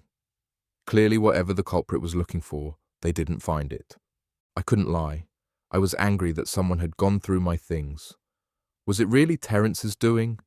Did he really have something against that much that he do all of this? Maybe I should confront him, I thought. No, the last thing I wanted to do was start accusing people, which never looked good. I decided to let it slide, just this once. I got into shorts and collapsed onto the bed. When I did so, I felt my head is something hard. I felt around the pillow, and instead of the usual fluffiness, I felt a hard texture. Someone had stuffed something. I reached inside and pulled out the object. It was a thick, old leathery book. I brought it over to the lamp on the desk to see it better. The cover looked hand-stitched to the spine. In the light, I could see a symbol engraved across in gold. It was the same one I had been seeing everywhere. My hands began to tremble at the sight of this.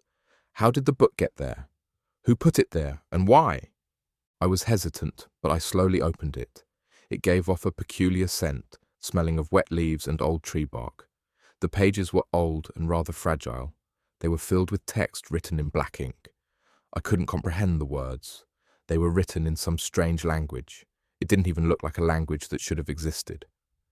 I continued to turn the pages, though, seeing the text flood each one.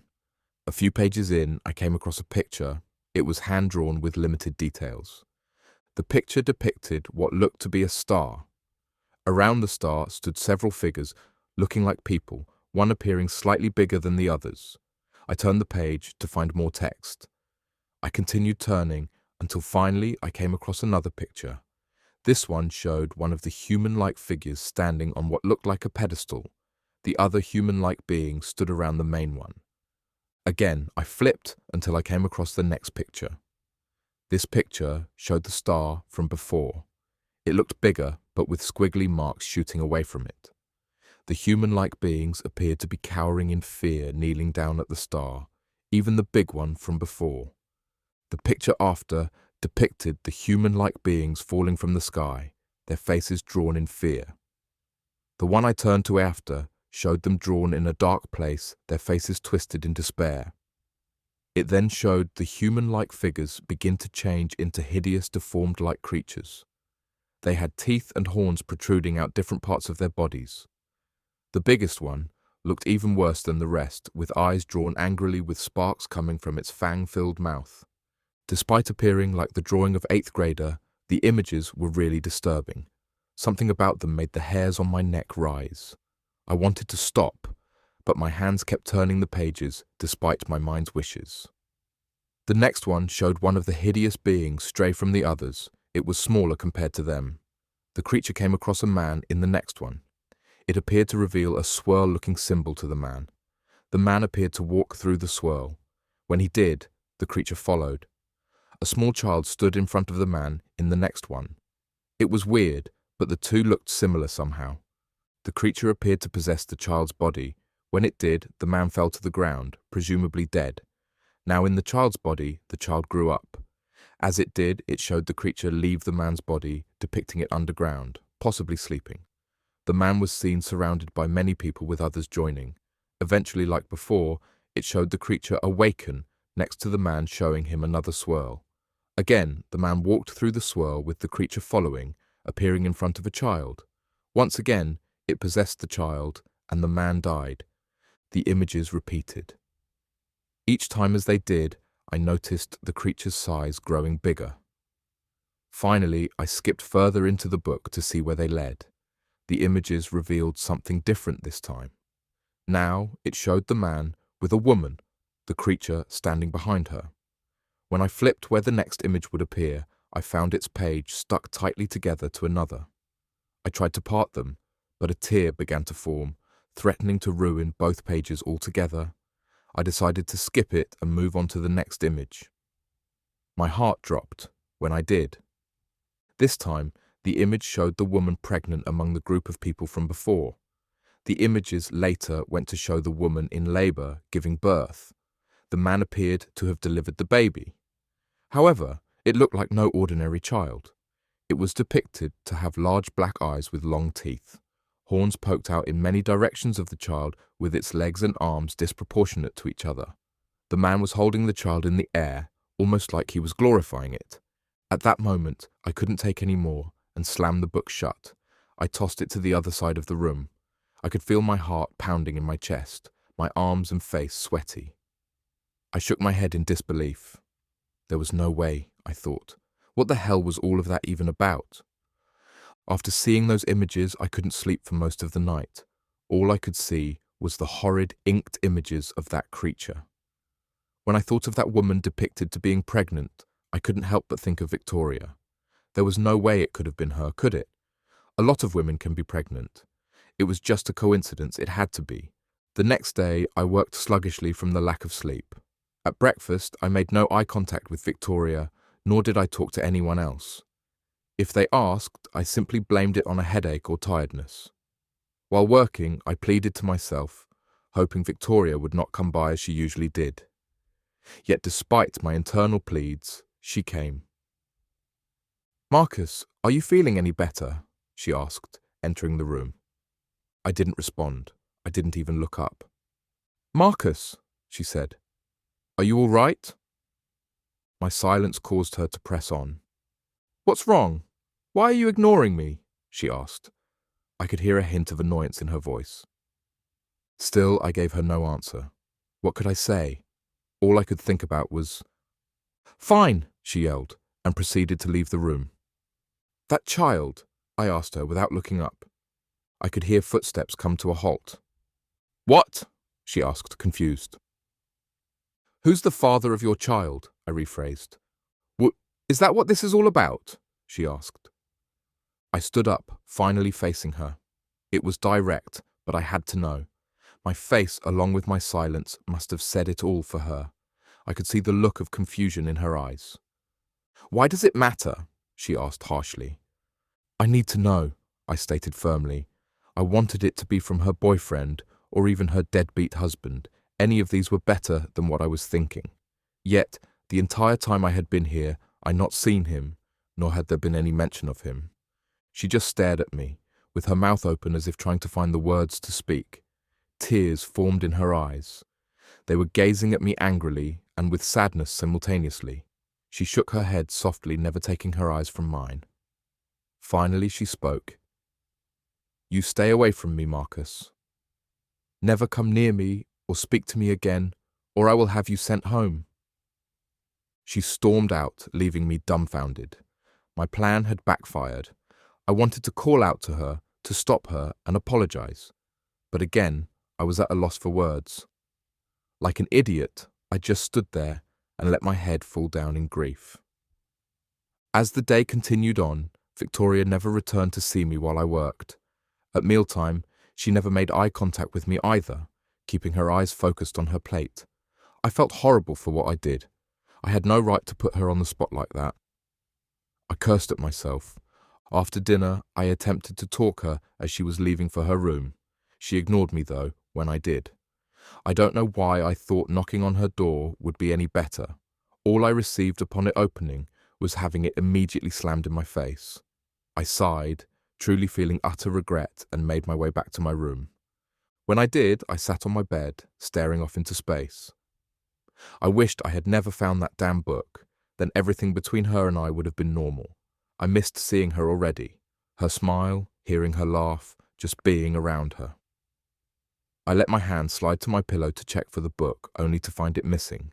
Stunned, I poured out the pillow's contents, finding only feathers and cotton. I was sure I had put it back after I left each time. Was somebody messing with me? I angrily began searching for the book. I checked my suitcases, tossing clothes around as I did. I checked the dressers, under the bed, and even behind the desk.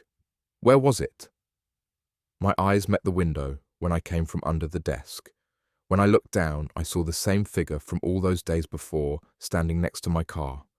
This time, it appeared to be looking up at me. Anger filled me. I assumed it was Terence again. This was a bad time for him to be messing with me. I raced out of my room and downstairs. I ran around to the side of the building to where my car was.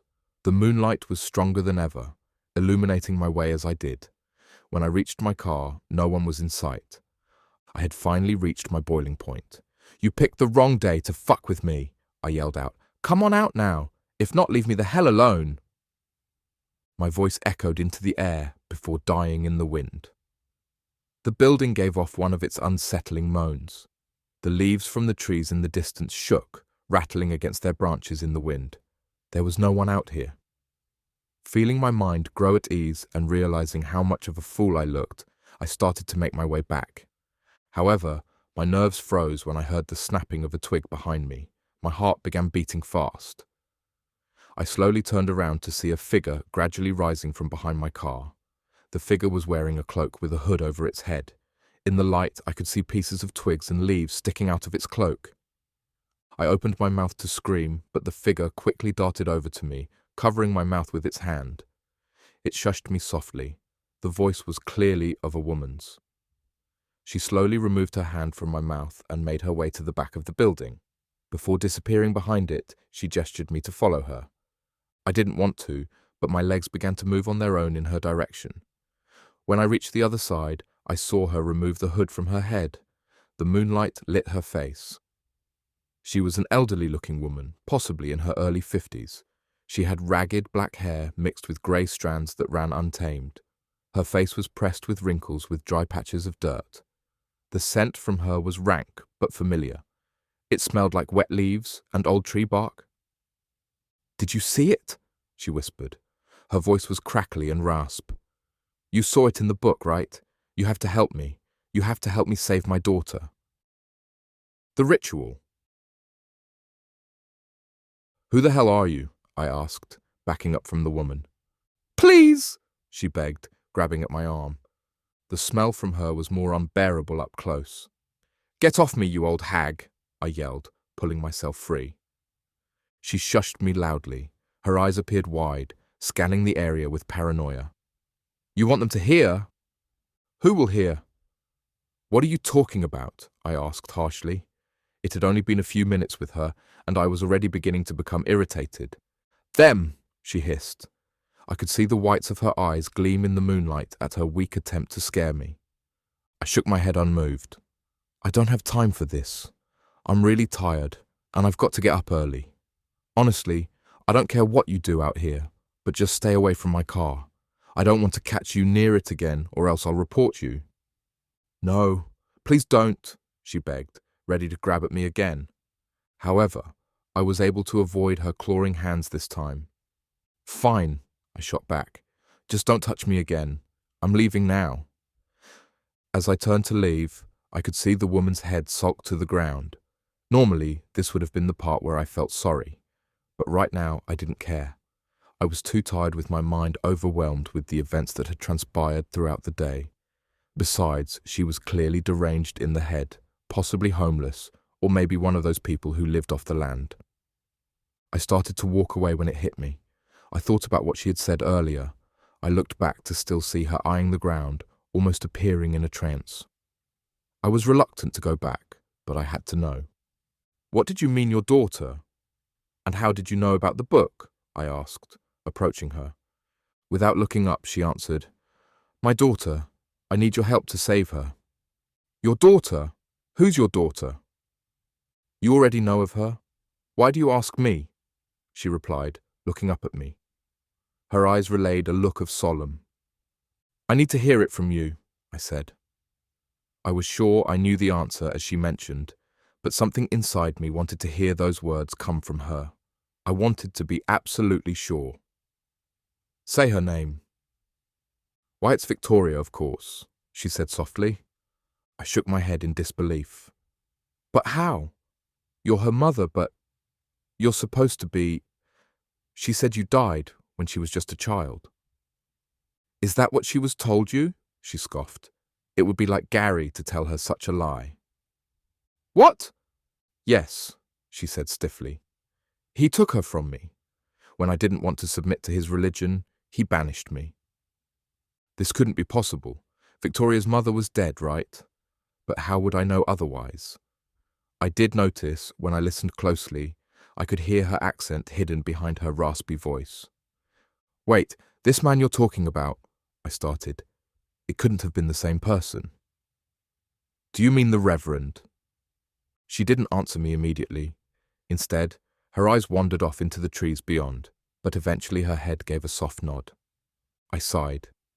Look, you said to help your daughter and that the Reverend took her. Why didn't you just go to the police or something? She chuckled to herself lightly, returning her eyes to mine. You don't know these people. I don't know anything, because you're not telling me everything, I replied harshly. My impatience had elevated to annoyance. All you need to know is that the people you think you know are liars. The Reverend is the worst of them all. They need my daughter. They made her a part of their revolting ritual. I should have never brought her here. I was so weak-minded back then. Damn them, she spat bitterly. I didn't know what to do, but then I saw you arrive. At first, I was unsure what to think of you. Yet, while watching you with Victoria, I knew it would be you who would help me to do what I couldn't and take her away from all of this. It all started to come together. All those times, it felt like something or someone was watching me had been her. Yet, I was still confused. She hadn't really answered my question and only contributed to the pile of others. That's a lot to believe, especially about the others. They don't act the way you make them out to be. Besides, what ritual are you talking about? I asked. You're very fond of her, aren't you? She asked, ignoring my question. Of Victoria? What? I blurted out. I could feel my cheeks reddening. I'm glad that you are, she said, smiling. It does my heart good to see another care for Victoria as I do. This is the reason why I knew you'd help me, but I had to show you first of what they plan to do and what they have already done. I left that book in your room as proof. You saw it, so you now know too. I was thrown off again. I couldn't believe she was behind the placement of the book as well. Wait a second. I don't even know what I saw in that book. I couldn't even read the words. You don't need the words. You saw the pictures, didn't you? She shot back. What you saw has been done. I didn't know what to think. The images on those pages were indeed horrific. I wanted to believe, but another part didn't want to accept it.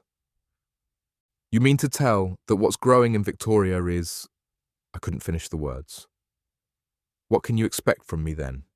It seems a bit too late now. There is one thing we can do, she brought up. I can dispel their ritual, stop it before it is ever completed, and that evil is born. Why haven't you done it already? Because, she began, I need access to their room of worship, and last I checked, I lost my key. She held up her hand for me to see. I could make out a small stump where her ring finger used to be. What the hell? I stammered. The rings are more than show. I'm sure you know that by now. They are keys, but there is a darker secret behind them. They are also a symbol to show you're the allegiance to the faith by permanently clamping onto the wearer's finger. The only way to remove it is by removing the finger entirely. When they banished me, I was so torn that I bit off my own finger. I didn't want anything on me that was associated with them. That's crazy, was all I could say. I couldn't fathom someone wanting to risk their finger or any part of their body on the basis of their faith or anything. I've heard of tattoos, but this was way beyond that. I couldn't help but picture the woman clamping down on her finger until it snapped and spitting it out. The very thought made my stomach churn. Yes, but it was only after so that I wished that I hadn't. I could have ended this nightmare years ago, yet I let my anger cloud my judgment. But you're here now, which means there is hope again. Me, I replied. I don't have a ring either, though. I know, but the others do, she said, smiling. Do you know Terence? I gritted my teeth. How could I not? The prick, I muttered. Terence is a lapdog when it comes to the Reverend and the faith, but he's too much of a pansy to wear the ring like the others. He keeps his on a necklace he wears, she continued. I've seen it, I replied, recalling the times at dinner. How am I supposed to get it, if it's on him? This is where you come in perfectly. You probably don't see much of everyone throughout the day. That's because there are chores to be done to keep the place up and running. Terence is a working man. He normally chops up wood or fetches game for the meals. When he bathes afterwards, he takes off the necklace. I know this because I used to do the sheets around the living quarters and would see his ring just lying there. That is best time to do it, for he never locks his door at that time either. If you can take his ring at that moment, bring it to me, and I'll do the rest. I bit my lip, thinking on it. I don't know. It seems a bit risky. If I get caught, I'm finished and he'll have me sent me home instantly. Then don't get caught. You're the only one who can walk around easily. If I could do it, I would, but they'd see me on first sight. I was barely able to place the book in your room, she brought up. Please, you have to do this. For Victoria? I gave off another long sigh before conceding. With that, a smile formed wider than it ever had on her face. I could see the many crooked rows of her blackened and yellow teeth. Good, she said, leaning close to me. I've been watching Terence for a while. He's already chopped off a round of logs good for now, but he'll need to do so again. He does it every 2 days, so the day after tomorrow you'll have to make your move. As she explained, I nodded. Once I get it, how will I contact you? Where will I find you? She paused for a moment before answering. Your lamp. If you're able to get the ring, then turn your lamp on and leave it on. I'm always watching, so I'll see it. I nodded. Then what? Then bring the ring down to me and I'll conduct my ceremony in the room. At that time, I want you to get Victoria out of here. Wait, what about you? I asked. I'll be fine. I've survived this long, so don't worry about me, she answered. You should go now. We don't want anyone catching wind of you out here. Yeah, right, I agreed, turning to leave. There's one more thing I need you to do, the old woman said. What is it? I asked. I need you to promise to never mention this meeting to Victoria. She must never know you've seen me. What? I said in bewilderment. But Victoria would be thrilled to know that you're alive. I know she would, which is why she cannot know that I am, or else she will not want to leave. Now can you do that for me? I heard her voice quiver off. Her eyes became glossy in the moonlight. I swallowed hard and nodded. She returned a grateful nod and faded until I could no longer see her among the shadows. I shivered a little. The chill of the wind was finally getting to me, so I quickly ran back inside and back up to my room. The following day, I started the day early as usual for my work. Throughout it, I thought about the plan. Regardless of how I felt, I knew I had to make it work. I also knew I had to stall the overall progress of my work, so I made sure to inform Terence that I would need a few extra days to complete it. My boss didn't pick up when I called, so I left him the message. I made up a BS excuse about needing more time to set up and ensure the system was functioning correctly. After lunch, I proceeded to head to my room to take a nap. Normally, I would have spent this time with Victoria. When I unlocked my door, I heard a grunting sound. The noise was subtle at first and appeared to be coming from the end of the hallway. I paused for a moment, unsure if I had actually heard something. I was ready to shrug it off until I heard it again, but a little louder. Curious, I made my way down the hallway, listening as I did. I stopped at the door I presumed it came from and pressed my ear up against it. I heard it again. I took my ear away. This was Victoria's door. Hesitant, I knocked on it lightly. "Hey, are you all right in there?" I asked. There was no answer. "Victoria? It's me, Marcus," I continued. I could hear rapid breathing from inside, sounding almost like hyperventilating. It didn't sound good. Frantic, I knocked on the door with a little more force. "Victoria, are you all right? What's going on in there?" I asked urgently. "Can you let me in, please?" "Go away," I heard her say, in between gasps.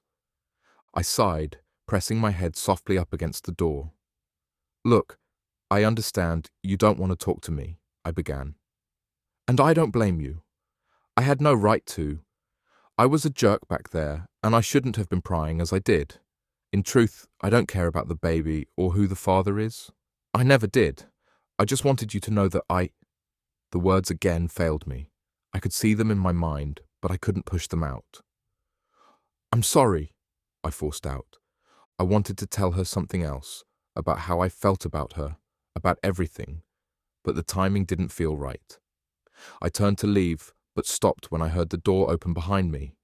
She had it half-cocked to allow her face to peer through. She stared at me for a moment, as if analyzing my eyes for truth. Finally, she opened it fully, walking back into her room. I followed her, closing the door behind. Her room was nice.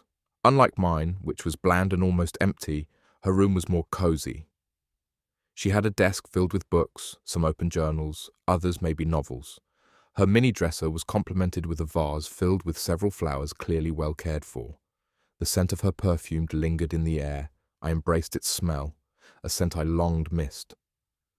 "What was the noise I heard earlier?" I asked. I thought something was wrong. She walked over to the bed and sat, making a painful face as she did. "I'm fine," she said gravely. "It's just this bloody baby is all." I joined her on the bed. "I meant what I said out there," I began. "I don't care about it. You don't have to tell me about it at all either." She kept her gaze away from me, but I could see tears forming in her eyes. "Just shut up, Marcus," she said with a quivering lip. "Just shut it." She broke down in tears, cupping her face with her hands. I was bad at handling these kinds of moments. They always left me feeling awkward, but I gradually reached over to her shoulder to comfort her. She immediately threw herself on me, bawling her eyes out on my chest. After a good solid 5 minutes, she had finally stopped. Her eyes were reddened and her nose slightly runny. "You said your mother died when you were young," she finally said. "How did she die?" I sighed. "She was killed," I answered after a long pause. "Some guy broke into their apartment and shot her." "Marcus," she said softly. "I'm so sorry. That must have been devastating for you." "Yeah. Well, I don't remember when it happened. Like I said, I was too young." I could feel her sob a little more on my chest. "It was my father," she finally said, leaning on my shoulder. "Father?" I repeated, confused. "Yes, he did this to me," she said, looking down at her stomach. My eyes widened as I pulled away. "Your father did this. Who is he?" "Who do you think?" she said, harshly wiping her eyes. I thought about it for a second, and immediately my eyes flashed. "The Reverend." "Wait, the Reverend is your father?" I asked. I couldn't believe it. Her mother said he took Victoria from her, but mentioned nothing of him being the father as well. Victoria nodded, but then shook her head. "Well, he's my stepfather. My mother met him after my real father died." "If he did this, why didn't you tell anyone?" "Because I could not prove it. He drugged me or something, I don't know. At first, I did not want to say anything, but when I started showing signs of the baby, he went on to tell everyone that it was a miracle, that it was a gift from Lanius," she explained. and like aimless sheep, they questioned nothing, taking in his poisoned words. But I knew the truth, because he was the only one else there. A few more tears fell down her cheek. I bit my lip when she said this. This part sounded all too familiar. I thought about the book and the image of the man standing with the woman, and that horrid figure behind her. Was it all true, though? She had no memory of the event. Was it possible that this sick action was all just the Reverend's doing?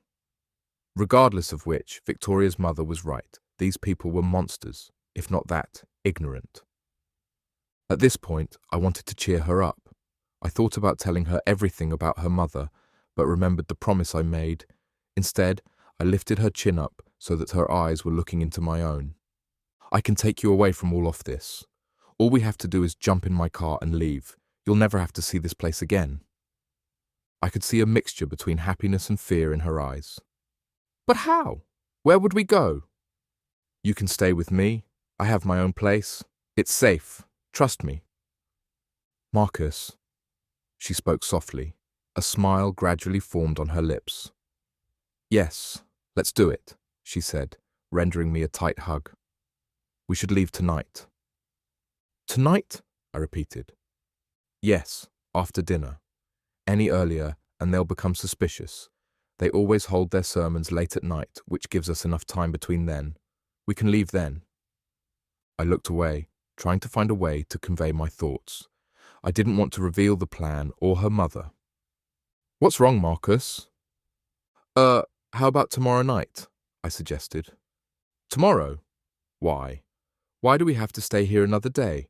Let's leave tonight. No, it has to be tomorrow night, I quickly shot back without thinking. Marcus, I don't understand. Is there something you're not telling me? I placed my hands on her shoulders firmly, looking her in the eyes. Look, you have to trust me. I have a plan with a friend. They're willing to help, but it has to be tomorrow, okay? Her eyes were full of so much confusion. I knew she thirsted for answers, but luckily she simply nodded. Okay, I trust you. For a second, we began to lean in for a kiss when we were both startled by an abrupt knocking at the door. I answered it to discover Sophia on the other side. Mr. Pale, she said surprisingly. We were beginning to worry about you when we didn't find you in your workspace. Her eyes shifted their gaze between me and Victoria. I trust I wasn't interrupting anything. No, I said, trying to maintain my composure. I was just checking on Victoria.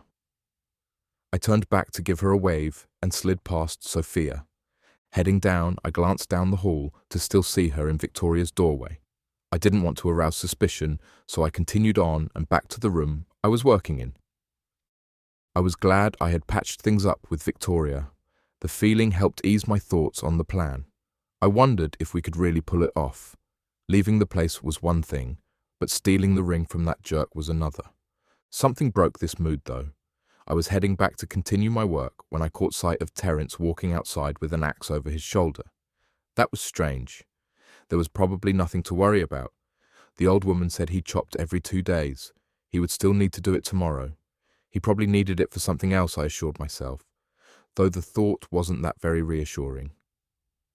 I decided to keep my eye on him while I worked, just in case.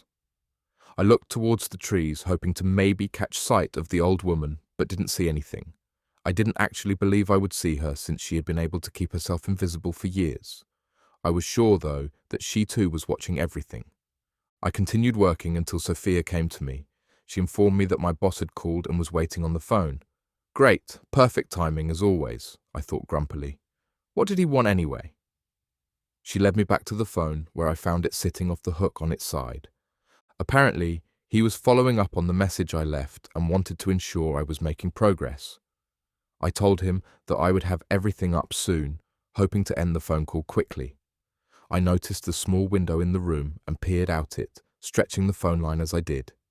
I gazed out, and to my horror, I saw Terence making his way back. His shirt was fully soaked in sweat while he was pushing a wheelbarrow full of chopped logs. After dumping the logs off, he made his way around to the front. I felt my heart leap into my throat. In my ear, I could hear my boss go on into another one of his speeches about representing the company. Fuck the company right now, I thought. I had a small window of opportunity, and I was about to miss it. We were completely wrong. I could already hear Terence slam the front door and proceed to the stairs. I quickly thought of a way to let my boss allow me to hang up, lying that one of the clients had asked for my help. Once over, I raced out the room, nearly smacking into Margaret on the way. "Goodness me! You're running as if a fire spurred," she exclaimed.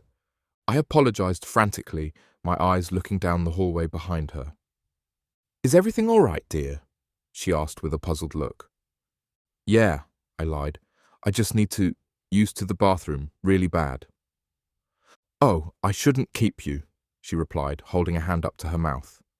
I thanked her and raced towards the stairs, stopping immediately before reaching the top. I cautiously peeked down the hallway. No one was in sight. Where was he? Was he still in his room, or did he already enter the bathroom? I crept up the last remaining steps slowly, eventually making my way down the hall. I could hear the sound of water running in the background. Yes, he was in the shower, but for how long? Knowing I didn't have much time, I sped up my pace until I reached his door. I opened it quickly, shutting it behind me. Surprisingly, his room was a lot like mine. There wasn't much in it. It was bland and almost empty. Anything he did have like books were nicely organized in its place. I began looking around, making sure to return anything I moved back to its original place. I could feel my heart pounding in my chest. Every sound I heard, whether creak or thump, I associated it with it being Terence. It felt like my senses had amplified. I found myself constantly looking towards the door in paranoia, thinking he could barge through at any minute. I looked through his dresser and all around his bookcase, but found nothing. I started searching the desk, pulling open drawers to see inside. When I opened that last drawer, I froze. Inside, I could make out a familiar object. A gun. It was a revolver. I didn't know the specifics, but it had a very long barrel. I could see the dust that had formed over it. Clearly, it hadn't been touched in a while. I shut the drawer and continued searching around. In the end, I couldn't believe it. The ring wasn't here. How could that be? I wanted to check over everything again, but a feeling inside urged me to leave. I listened to it and left the room, gently closing its door behind me. I started to head back to my room until I heard a voice call out. "Oi!" I heard, freezing my nerves. I almost shouted in complete terror out of the shock. I turned to see a half-robed Terence dripping in the hallway. A towel was wrapped around his waist, soaking up what little water dripped from his wet body. His sweaty clothes were tightly gripped in a ball in one hand, while the other held his shoes. "What are doing down here?" he asked sternly. My heart was now knocking against my chest, as if wanting to burst out. "I just needed to use the bathroom," I lied. "I didn't realize someone was in it until I got down the hall." Terence squinted hard at me, as if trying to figure me out, but finally gestured to the bathroom with his head.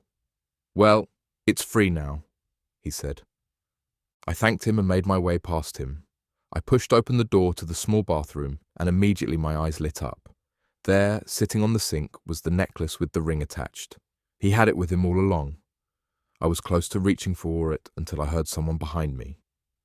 "There's the blasted thing," Terence said, moving past me and grabbing it. "It's all you're for real now," he said, and left. I couldn't believe it. The plan had failed. I wanted to punch a wall or something, even scream out loud. Yet when I really thought about it, there was no chance of getting away with it freely. Even if he had left it in his room, he would have immediately noticed. There wouldn't have been enough time to give it the old woman and leave with Victoria, especially if we planned to leave in the evening. I sighed and began my long walk of defeat back. What could I tell the old woman now? We didn't have an alternate plan.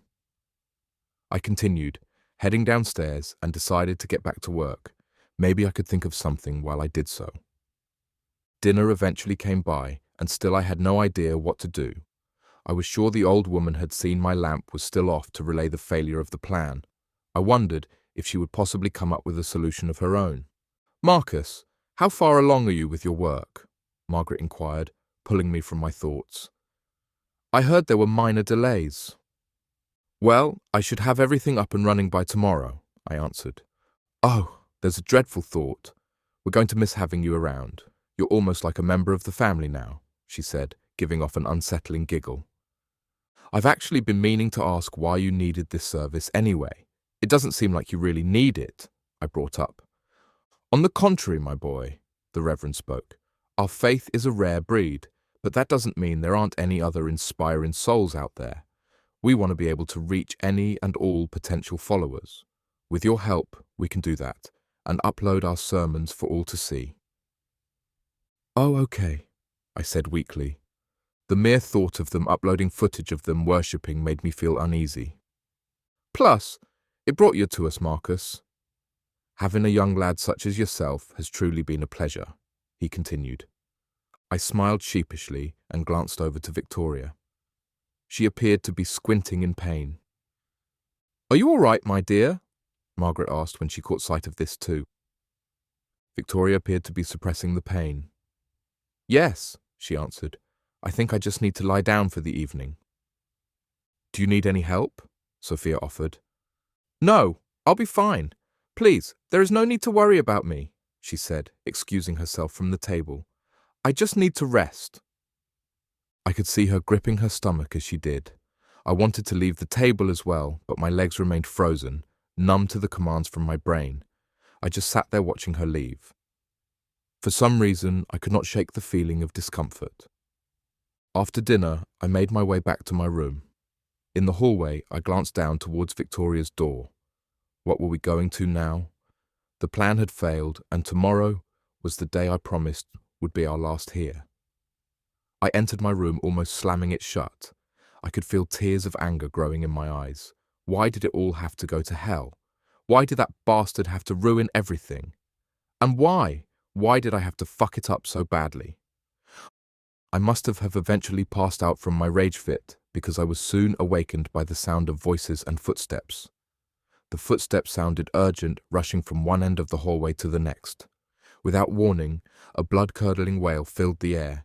It grew so loud that I had to put my hands over my ears. It sounded like a woman's voice, Victoria's. I raced to my door, ready to rip it open, but immediately I stopped myself. I could hear a sound worse than her wail. It was so eerie and frightening that it sent an icy chill down my spine. What I heard was the low chanting of voices. They spoke in unison, reciting words I couldn't comprehend. I could see a dim light flicker across the door's bottom crack. While it did, I could hear Victoria's moans of pain. The voices grew louder, passing by my doors, eventually fading into the distance. I cracked open my door to look out, which let out its signature creak. I was sure it would alert them, and halted it in mid-swing. I could see the hallway was still quiet. I opened the door fully, taking a step outside. It was dark and absent of light. Under my shoe, I felt something wet. I took out my phone and used the backlight to get a better view. It was some kind of liquid, maybe water. I was ready to believe this thought until I accidentally dropped my phone in it. I quickly grabbed it in a panic, wiping it off, but the liquid seemed to only smear. I took my phone back into my room to see it better in the light. It wasn't water, it was blood. My heart skipped at the realization of this. I went back in the hallway, using my phone's light again over the liquid. I could make out more of it leading to the stairs. The other end of the hallway showed the trail lead back to Victoria's room, which had its light on. I swallowed hard and walked towards it, trying to mentally prepare myself for the worst. I reached it and slowly edged my way in. There was blood everywhere. A trail of it ran from the door up to her bed. The sheets were completely doused in red. I could smell her perfume mixed with smoke and the metallic smell of blood. I felt my stomach give in at the sight. Immediately I vomited all that I had eaten. I felt my knees weaken and give away as well, falling to the ground and dropping my phone in the process. I must have blackened out for a few seconds before regaining awareness. When I regained consciousness, I noticed my phone's backlight about to turn to black. I quickly got up, horrified that I had been laying next to blood. What had happened in here? I grabbed my phone and glanced at the bed. A puddle of red soaked the lower half of the sheets. However, I noticed there was another spot, much smaller, forming near her pillow. I slowly reached for it, unsure what I was about to see. I couldn't imagine anything worse, but I was wrong. To my dismay, I found a finger. It was clearly cut off with the tip of its bone sticking out of the red-covered flesh.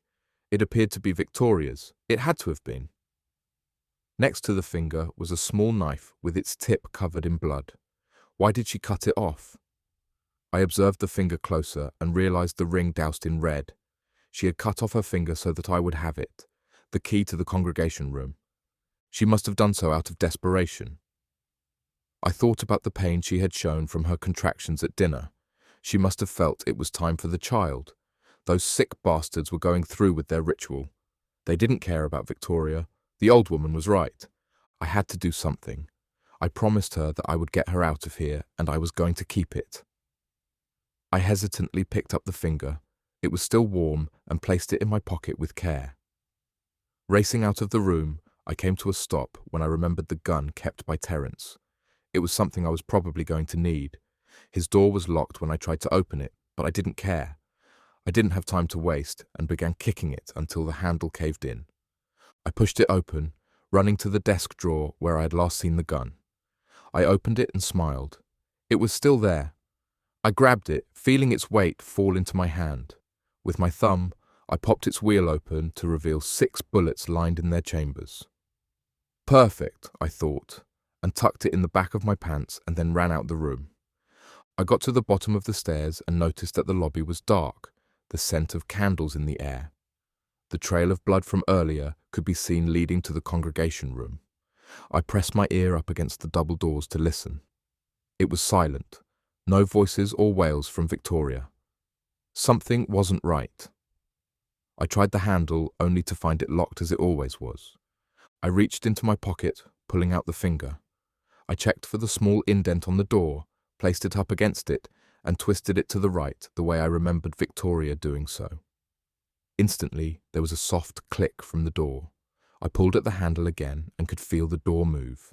This was it. I placed the finger back in my pocket and peeked through the small crack. All I could see was darkness. I opened the door wider and was met with a warm breeze to my face. With it opened, I could see a dim light flickering from the sides. I poked my head in first before completely entering. The light was coming from the candles mounted on columns near the walls. With it, I could make out the room even more than I had the first time. The entire area looked older in the light. The walls appeared worn out and decayed, almost blackened as if burned. The columns appeared ancient in nature, broiled with cracks and fungus throughout. A deep scent of ash and moisture filled the air. I could now see the seating hues were carved from stone similar to the columns. A few were split in areas, almost falling apart. The place looked like it had been there for centuries. The building must have been built around it. In the corner of my eye, I caught sight of a dark figure off to the side. The candlelight flickered across it, producing a vague outline of it. I swallowed hard, peering towards the thing with frightened eyes. Something was there, and it was watching me. "Hello!" I called out softly to it. I could feel every hair standing up on my neck. "Hello!" I said again, my voice quivering. The figure gave no answer in return. I slowly walked to it, watching as the light flickered across it. With the distance closing between us, I could see its pale face in the light. My heart plummeted. Empty black holes were present where its eyes were supposed to be. The mouth of it was gaped wide open, almost like it was screaming in terror, but no noise came out. I was ready to bolt out of there until I noticed that it did nothing. It didn't even move. Cautiously, I approached the figure with my hand stretched out. I eased cautiously, half expecting it to lash out at me at any moment. Finally, I touched its surface. When I did, I took a deep sigh of relief. It was only a mask. I picked it up, revealing its disturbing features even more up close. I looked back at the wall to see the figure was in fact a black cloak of some kind. I pulled it off, releasing it from the hook, and brought both objects into the light. It was a cloak and mask, all right, thank goodness. Was this what they wore for their ceremonies? I looked back at the wall to see several other empty hooks lined up. Glancing back at the cloak, I noticed a faded image running across it. It was a symbol, but not like the one on the door. I recognized this one, though. It was an inverted cross. It had chains attached as well, hanging from its waistline. It must have been Victoria's.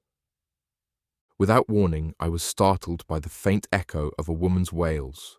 It was coming from further back in the room. I followed the noise which brought me up to the altar. At the top, I could make out a familiar sight behind the podium. It was the statue from before, still horrid to the eyes as ever. As I climbed the stairs, the image of the statue became more apparent. It still brought an eerie feeling to me, right down to my bones. I couldn't stand the sight of it and looked away as I passed it. Behind it, I saw the mouth of a cave. Reaching it, I could see it stretched deep down into the darkness. It was dimly lit by a few candles mounted on its walls. Stone steps descended with it. I could feel a warm breeze flowing from it, like the breath of a large beast. Every so often, a wail would echo from its depths, sending my heart into its own depths with it. This was crazy. How could all of this be in here? It was clear that all of it was way over my head. I wanted to turn around, God knows I wanted to, but with each wail I thought of Victoria. I couldn't leave her to suffer. I glanced down at my hands to discover that I was still holding the cloak and the mask. It was a long shot, but I thought if I wore it, it would help me blend in. Even if it bought me only a few minutes, I could use whatever edge I could get. I threw on the cloak and placed the mask over my face. I took one last breath and began making my descent. The White Eye. The stairs felt like they would never end. I pressed onward, though, passing by one of the mounted candles ever so often. In between them, I was left in utter darkness, at the whim of my own footing. I took my time walking down them, adding to the anxiety to reach the bottom. Voices began to echo from the abyss below, bouncing off the walls. Once again, I could hear their monotone words being spoken in unison, still incomprehensible to me. In the darkness, the words were even more nerve-wracking. It almost didn't sound human. The last of the stairs brought me to a large chasm. A few candles were mounted on these walls as well, but they weren't of much help. I could see their light reveal a set of different tunnels pointing in diverse directions. From here, it looked like I had to choose a path, but which one was right? If I chose wrong, I knew it would be nearly impossible to retrace my steps, especially in this darkness. The voices from earlier began to echo once again. Among the cave walls, they bounced all around, amplified by the acoustics. I focused on the sound, trying to pinpoint their origin. Finally, after several minutes, I was able to determine that they were coming from the tunnel on the left, so I headed in that direction. The tunnel was completely dark, absent of candles. A few times I tripped on the rocky surface, but using the walls helped maintain my balance. It continued to stretch onward. All I could see was an endless void in front of me. As I walked, I felt the urge to stop, feeling as if I would smack into a wall or something. All the while, the voices continued their chanting, growing louder the more I pushed forward. Finally, I reached an opening. It was glowing all the while, producing a wave of heat. I came to a rocky perch. On the side, I could see another set of stone stairs curve down to the area below. I didn't need to take them, because the best gave a good overview of everything below. I crouched and moved closer to get a better view.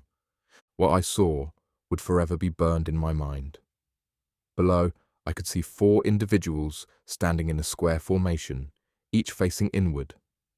4 bowls containing an intense fire was set in between each of the individuals, forming together some sort of a diamond. There were markings in red, producing an arrangement of symbols and designs behind each of the figures. I noticed how all of them donned the same cloak and mask as I was wearing. Each of them was slowly bobbing their heads, their hands clasped as if in prayer, except one. The one was holding up a camcorder to film it all. Standing in the center, I saw a 5th person. This one wore a different cloak. It was pale white and more loosely fit than the others. The mask worn was black instead of white, almost as dark as the tunnel itself. If not for the light from the bowls, it would have looked like a faceless being. It had to be the Reverend. Each time he spoke out that strange language, the others would repeat it in unison. My eyes widened when I saw what was behind the Reverend. There was a stone table covered with a white sheet, and on it I saw Victoria, clenching her stomach in pain. Every so often, she would let out an intense wail that filled the air. The white sheet underneath her was half soaked in blood. Wait, now what? I didn't know what to do now that I was here. Without warning, I was pulled from my thoughts when I felt something touch my shoulder. I spun around, almost screaming out loud. However, my eyes recognized the figure crouching behind me. It was the old woman, Victoria's mother. She had followed me down here. She held up a finger to her lip and slowly crept past me to look below. "We must stop this before it's too late," she whispered over her shoulder. "How?" I asked. "What can we do? We can't just rush down there without some sort of plan." She nodded in agreement. "I know. We need to sprinkle this within their inner circle," she said, pulling out a small glass vial. It was filled with a clear liquid. "At the stage she's in now, Victoria will need some of this on her as well." "That's it?" I asked sourly. "That's the plan?" "Yes," she replied, returning her gaze below. "Once this is sprinkled, I will need to recite my own incantation to cancel out the effects of their ritual. Only then will Victoria be saved, and the rest of the world." I shivered a little. "The world? You never did mention what would happen if that child was born," I inquired. "Nothing good, I assure you, but that will not happen," she answered. "Listen, I have a plan." I was all ears to hearing it and leaned close. "We need to draw them away from here so that I can conduct the incantation." "How are we going to do that?" "A distraction, of course," she replied, producing a twisted smile. "We'll need their undivided attention. I need to conduct the ceremony, so for that we have to lead them away." I sighed deeply. I really didn't like this plan already, but it seemed like the only other option. After taking a few breaths, I stood up to announce my presence. "Hey!" I yelled out. It was all I could think to say. Immediately they went silent below, staring up at me. The light bounced off the faces of their twisted masks. Not one said a word, until the Reverend spoke out. "Ah, Marcus, is that you?" he asked out loud. "What a surprise it is to see you down here." "What the hell is going on here?" I stammered. "What are you fucks doing with Victoria? You bastards better let her go or I'll get the police involved." The Reverend chuckled, his mask bouncing a little. "Marcus," he said softly, almost in a jokingly manner. "When you first arrived, I will admit I thought I understood everything about you, just from our first conversation. At the time, you looked like nothing more but a stammering piglet that had gone astray. You couldn't even get your words right." I could see the others slowly moving away from their spots, edging their way to the stairs. "But then you surprised me with your bold antics. You sneaked into our congregation room, attempted to steal one of my members' rings. Yes, I know about that," he continued. My eyes lit up.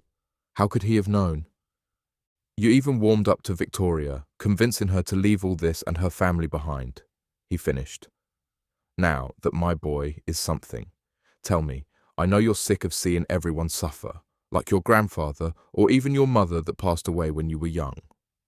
I was dumbstruck. How did he know all of this? He couldn't have. He continued. "All those people out there in world as well, suffering, doing so unnecessarily, and for what reason but for what he wants," he said, pointing upward. "With Larnius, though, we can reshape this world. He'll reshape everything in his image and erase all that pain and all that suffering. Everything will be set right the way it should be. Why not be willing to join him in this transformation?" I could see the other members drawing closer up the stairs. "Think about it, Marcus. Are we really that bad of people? Look at yourself. What have you really believed in that you could hold on to?" he continued. "Join us down here. Be a part of that new world, a new direction. You're already halfway there. You've got what you need on you right now. So why not come down the path fully?" he said, lifting his hands up. "Victoria's suffering right now, but when this all over, she won't anymore. You can even be with her in the new world. It's what you want, isn't it?" My eyes glanced over at Victoria, still gasping in pain, her eyes clenched painfully shut. I listened as she let out another horrific wail. I could an impression of something moving around in her, pressing upward against her skin. My voice was lost. I was unable to say anything. This bastard was crazy. They all were. However, if that was truly the case, why was I so hesitant? Was there a part of me that wanted this, that believed in this? Immediately, the old woman stood up to reveal herself too. "Poisonous words never fail to excrete from your mouth, you snivelling snake," she hissed at him. "Who is that up there with you, Marcus?" he asked calmly. "Who do you think, you foul bastard?" she barked. "Carolina," he said, surprised.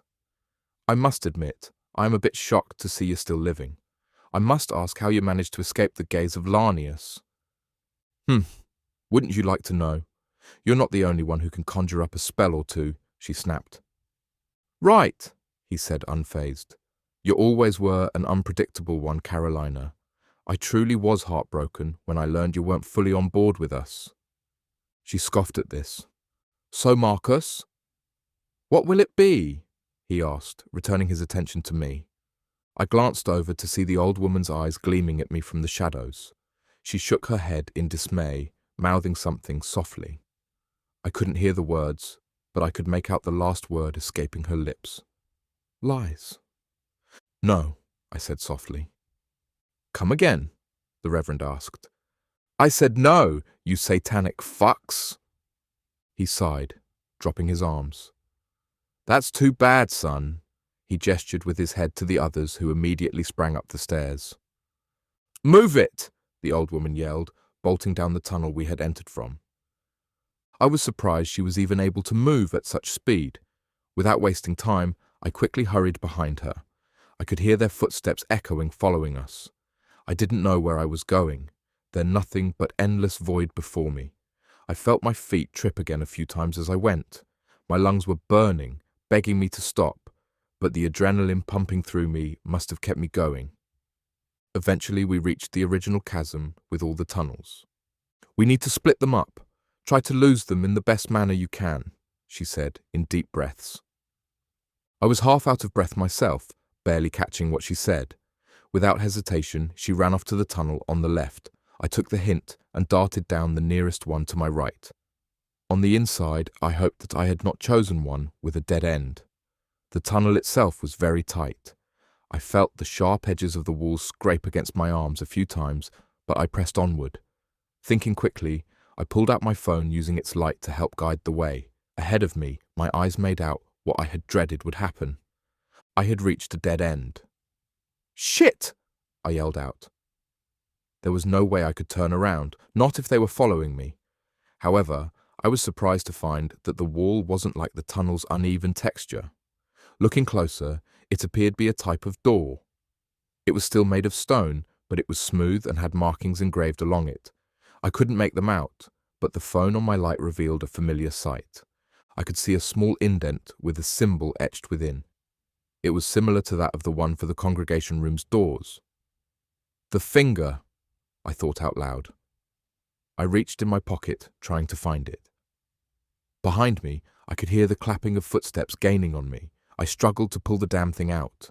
When I did, I pressed it up against the indent and twisted.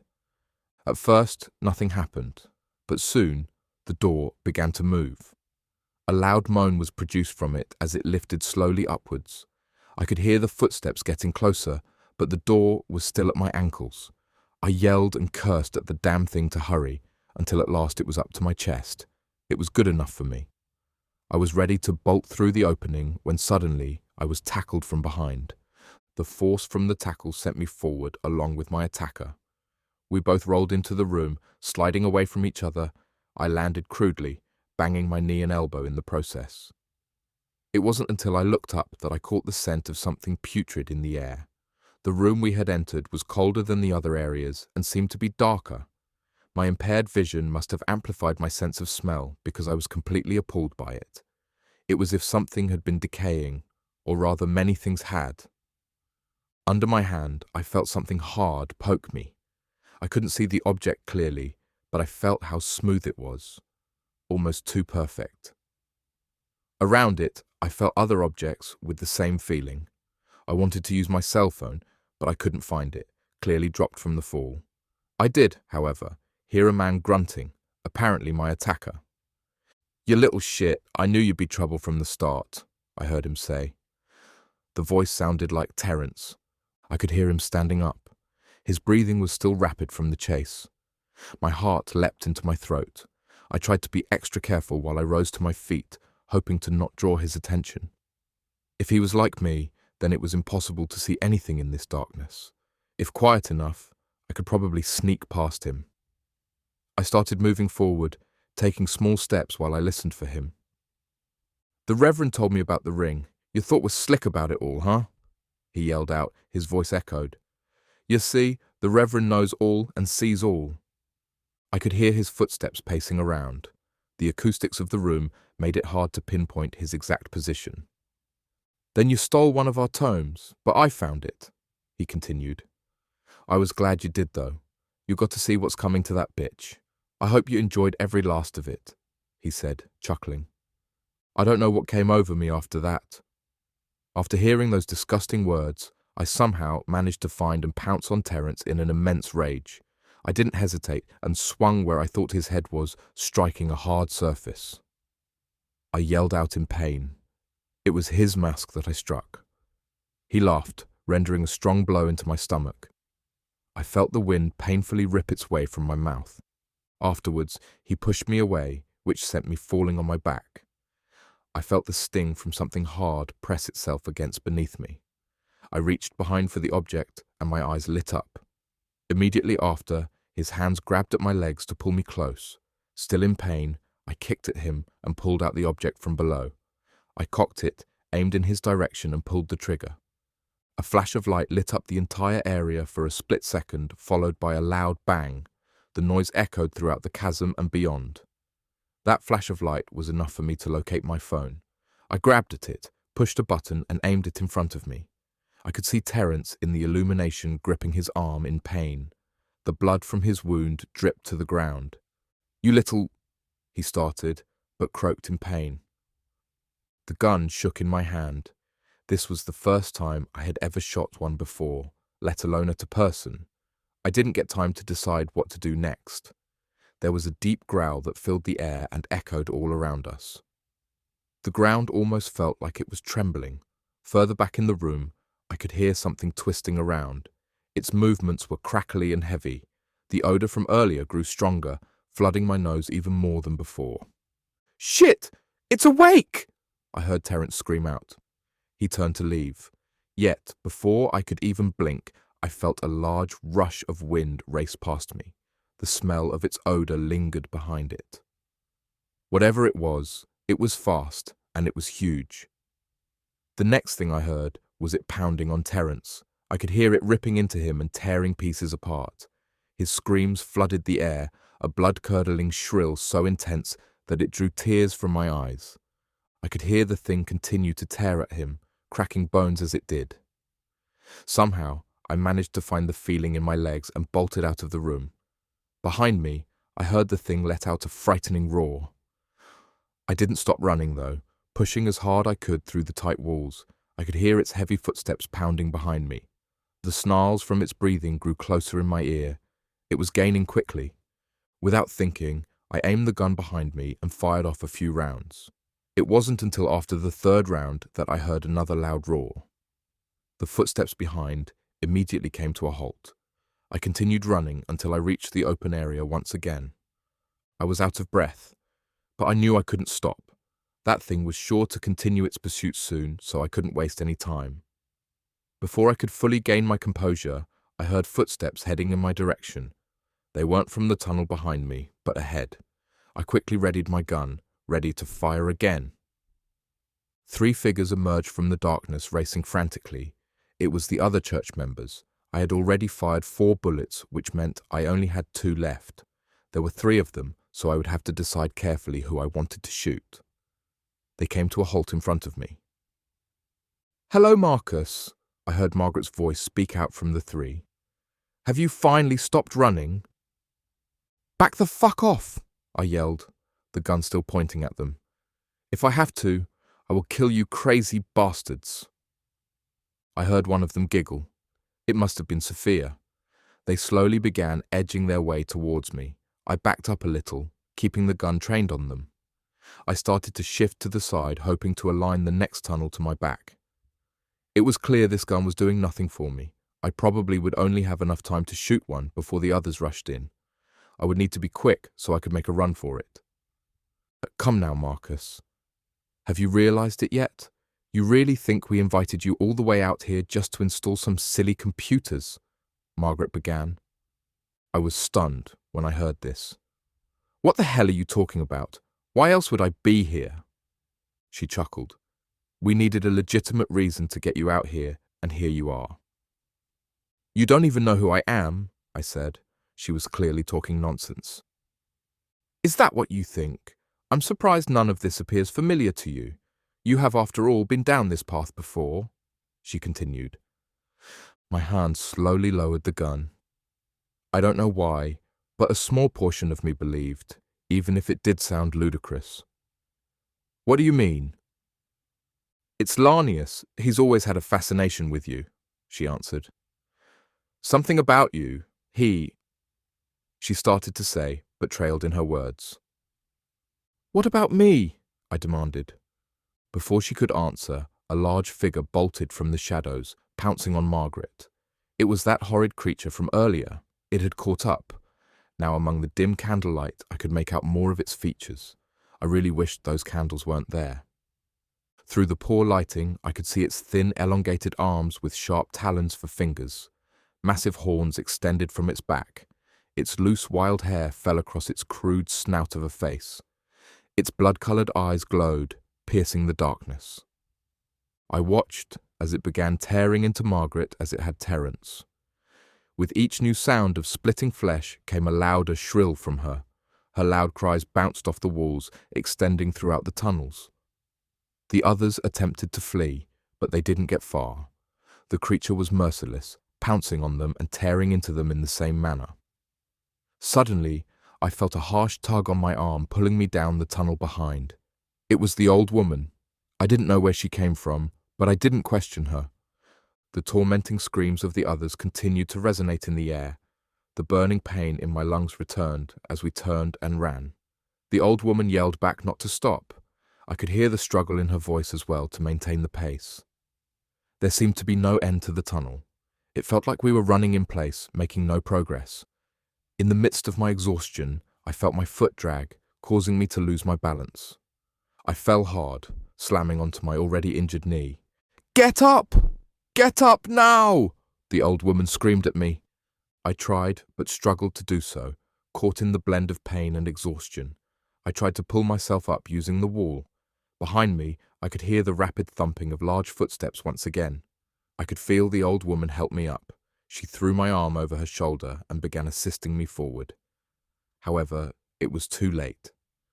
We could feel the gaze emanating from the creature behind us. Our eyes must have fully adjusted in the dark because I could clearly make out its massive form. Its hot breath blew across our faces, the smell of fresh blood lingering in it. The old woman pushed me away. "Run now," she said softly. "What?" I replied in shock. "No, we have to stick together." "No, you must go. I will hold it off," she stated firmly. "But," I started. "Go!" she roared. Her voice startled me. I quickly turned and began hobbling away. Behind me, I could still hear her. "You foul demon! You think you've won?" she stated. The creature rendered a harsh snarl in return. I could hear her begin to recite strange words in another language. The creature sounded affected, screaming loud roars of pain. Whatever she was saying, it was clearly working. I paused to look back, just making out their faint outlines in the dark. I wondered if what she was doing was actually going to stop it. However, I saw the creature swing one of its long arms at her. Her body flew against the wall, producing a sickening crack. Her words instantly died. Not long after, I could hear the thing ripping away at her. The blow must have been enough to kill her because she didn't yell in pain. I went from hopping aggressively on one foot to a full-fledged run. I ignored the pain from my knee, feeling fear and adrenaline engulfing me. Up ahead, I could see a light from the end. I knew I didn't have much time until that thing would continue its pursuit for me. I reached the opening, revealing the original ritual area I had first come across. I was hesitant in approaching the perch, but I did so, looking down. Victoria was still down there. Based on her increased wails, it wouldn't be long before she gave birth. I saw no trace of the Reverend. I made my way down the stairs, approaching the symbols surrounding Victoria. Up close, I could tell they were made from blood. The bowls were still blazing. The heat from them was intense, forcing sweat down my face. When I approached Victory, her eyes fell upon me. I could see the fear returning in them. Stay! The fuck away from me! She yelled, struggling with words. I was taken back at this, but then I remembered I was still wearing the mask. I quickly removed it and was relieved to see her eyes light up upon seeing my face. Marcus, she gasped. Yeah, I'm here, Victoria, I answered, rushing to her side. Tears formed in her eyes. Marcus, please! She stopped in mid-sentence, rendering another wail. She continued screaming. I could hear her vocals become rasp from the strain. I didn't know what to do. A massive lump moved around her stomach uncontrollably, pressing up against her skin. I didn't think it was possible, but her screams grew even louder. I felt completely useless right now. Just when I thought it couldn't get any worse, I heard a familiar roar from above. The creature from earlier had returned. I could see its burning red eyes beaming down from the perch. It leapt from the top, landing with a loud thud. Its disturbing form was hunched over, breathing a rapid rhythm, exalting a snarl in between. Now fully in the light, I felt my stomach tighten at its appearance. The thought of the statue came to my mind. This thing was almost a spitting image of it, but only worse.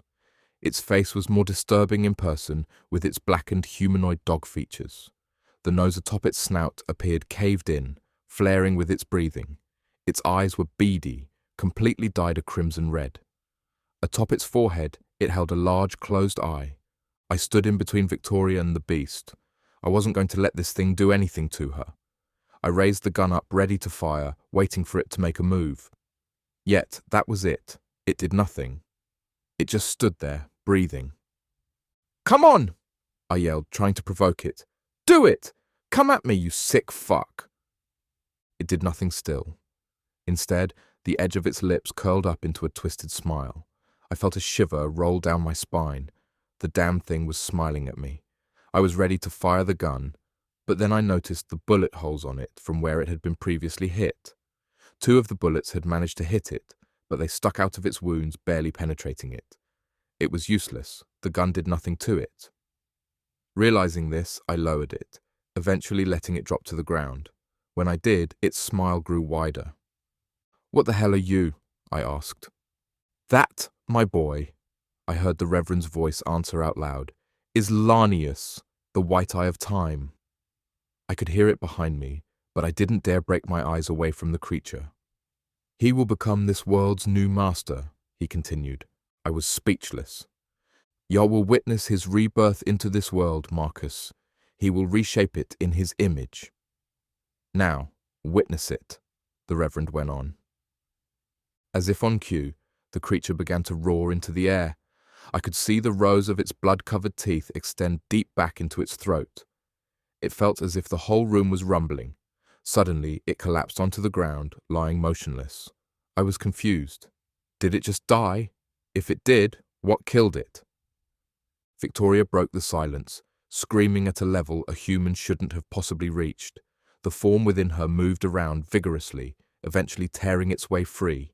Blood flew in all directions, some splattering across me. My eyes turned to see a blood-soaked creature wallowing around in the remains of Victoria. It looked to be the size of a dog. I could see the sharp talons from one of its lanky arms cling to the side of the table. Curling horns protruded from its head, entangled in the wild strands of its hair. It sniffed the air for a while before turning its attention to me. I felt tears forming in my eyes.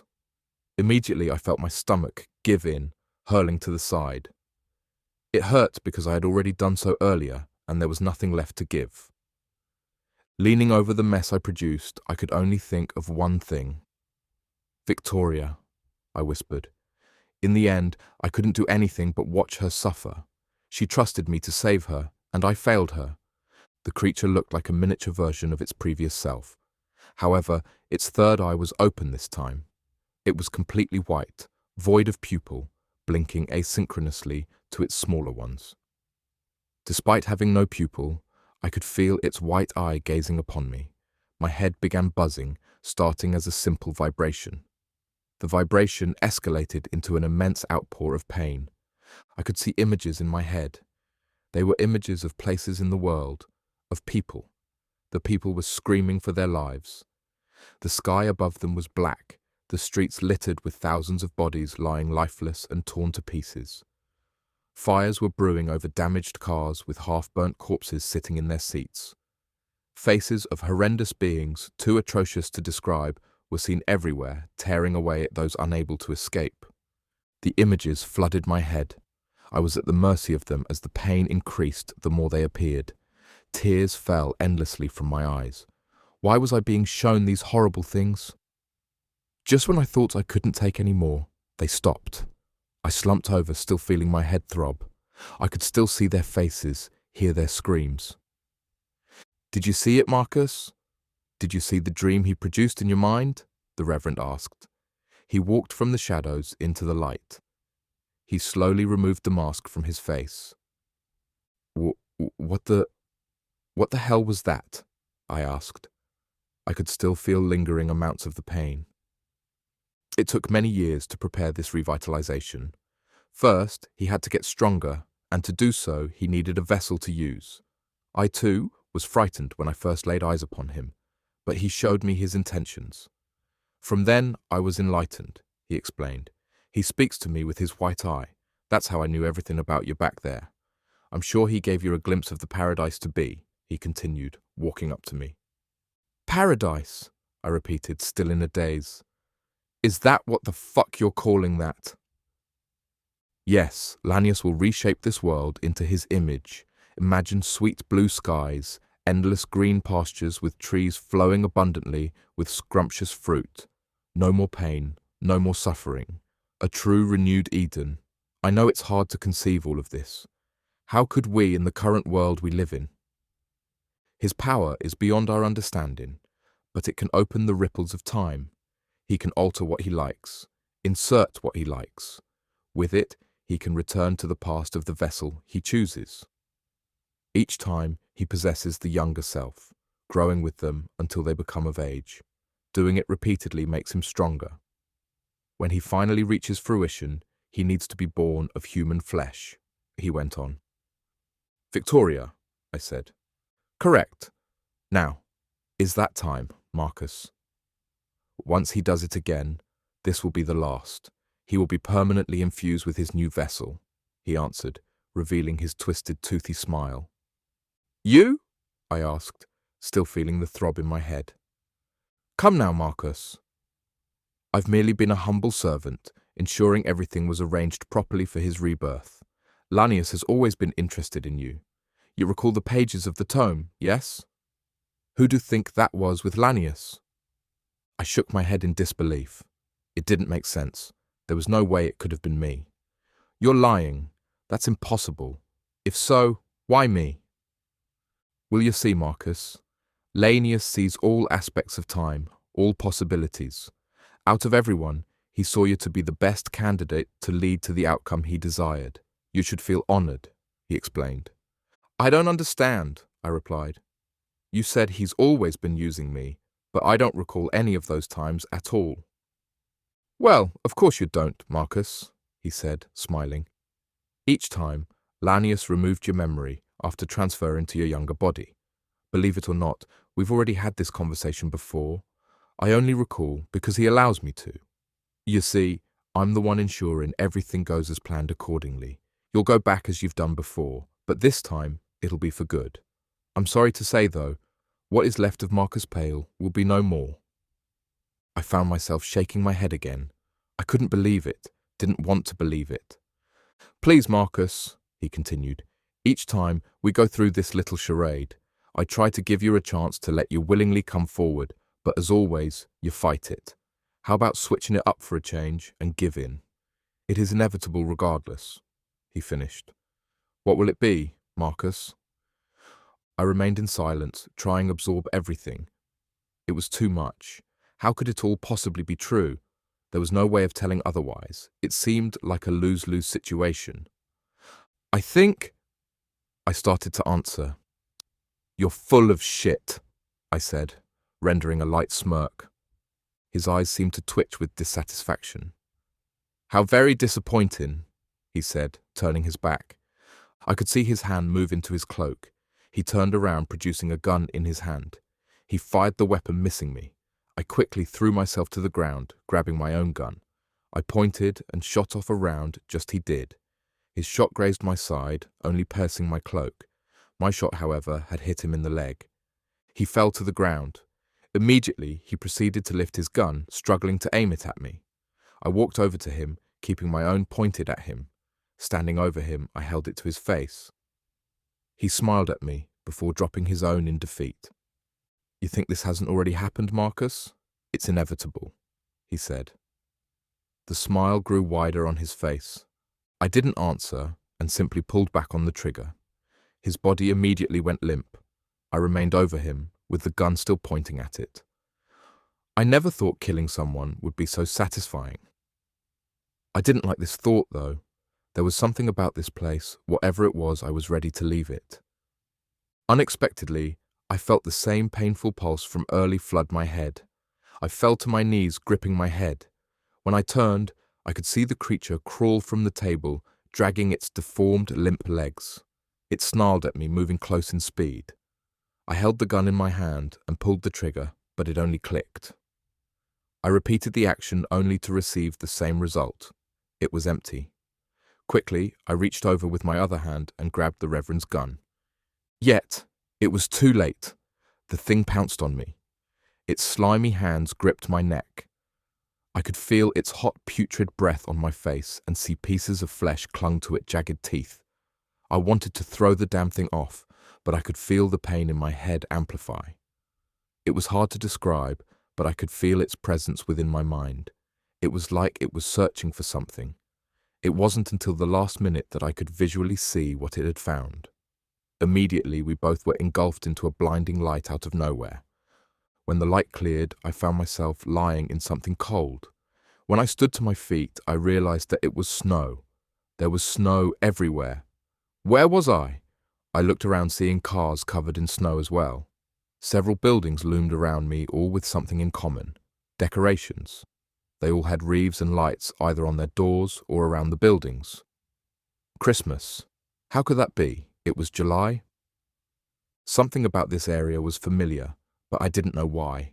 The building before me was fairly tall, maybe 4 stories. Something about it drew me towards it. Through the glass, I could see my reflection. I could see that horrifying mask over my face. How did it get back on my face? I also noticed both of the guns still in my hands. I can't describe it, but I felt lightheaded. I could hardly recall what I had been doing prior to arriving here. In fact, I didn't even remember where I got this cloak from. I felt the urge to enter the building.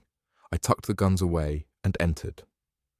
Inside, I noticed several closed doors along with a staircase to the side.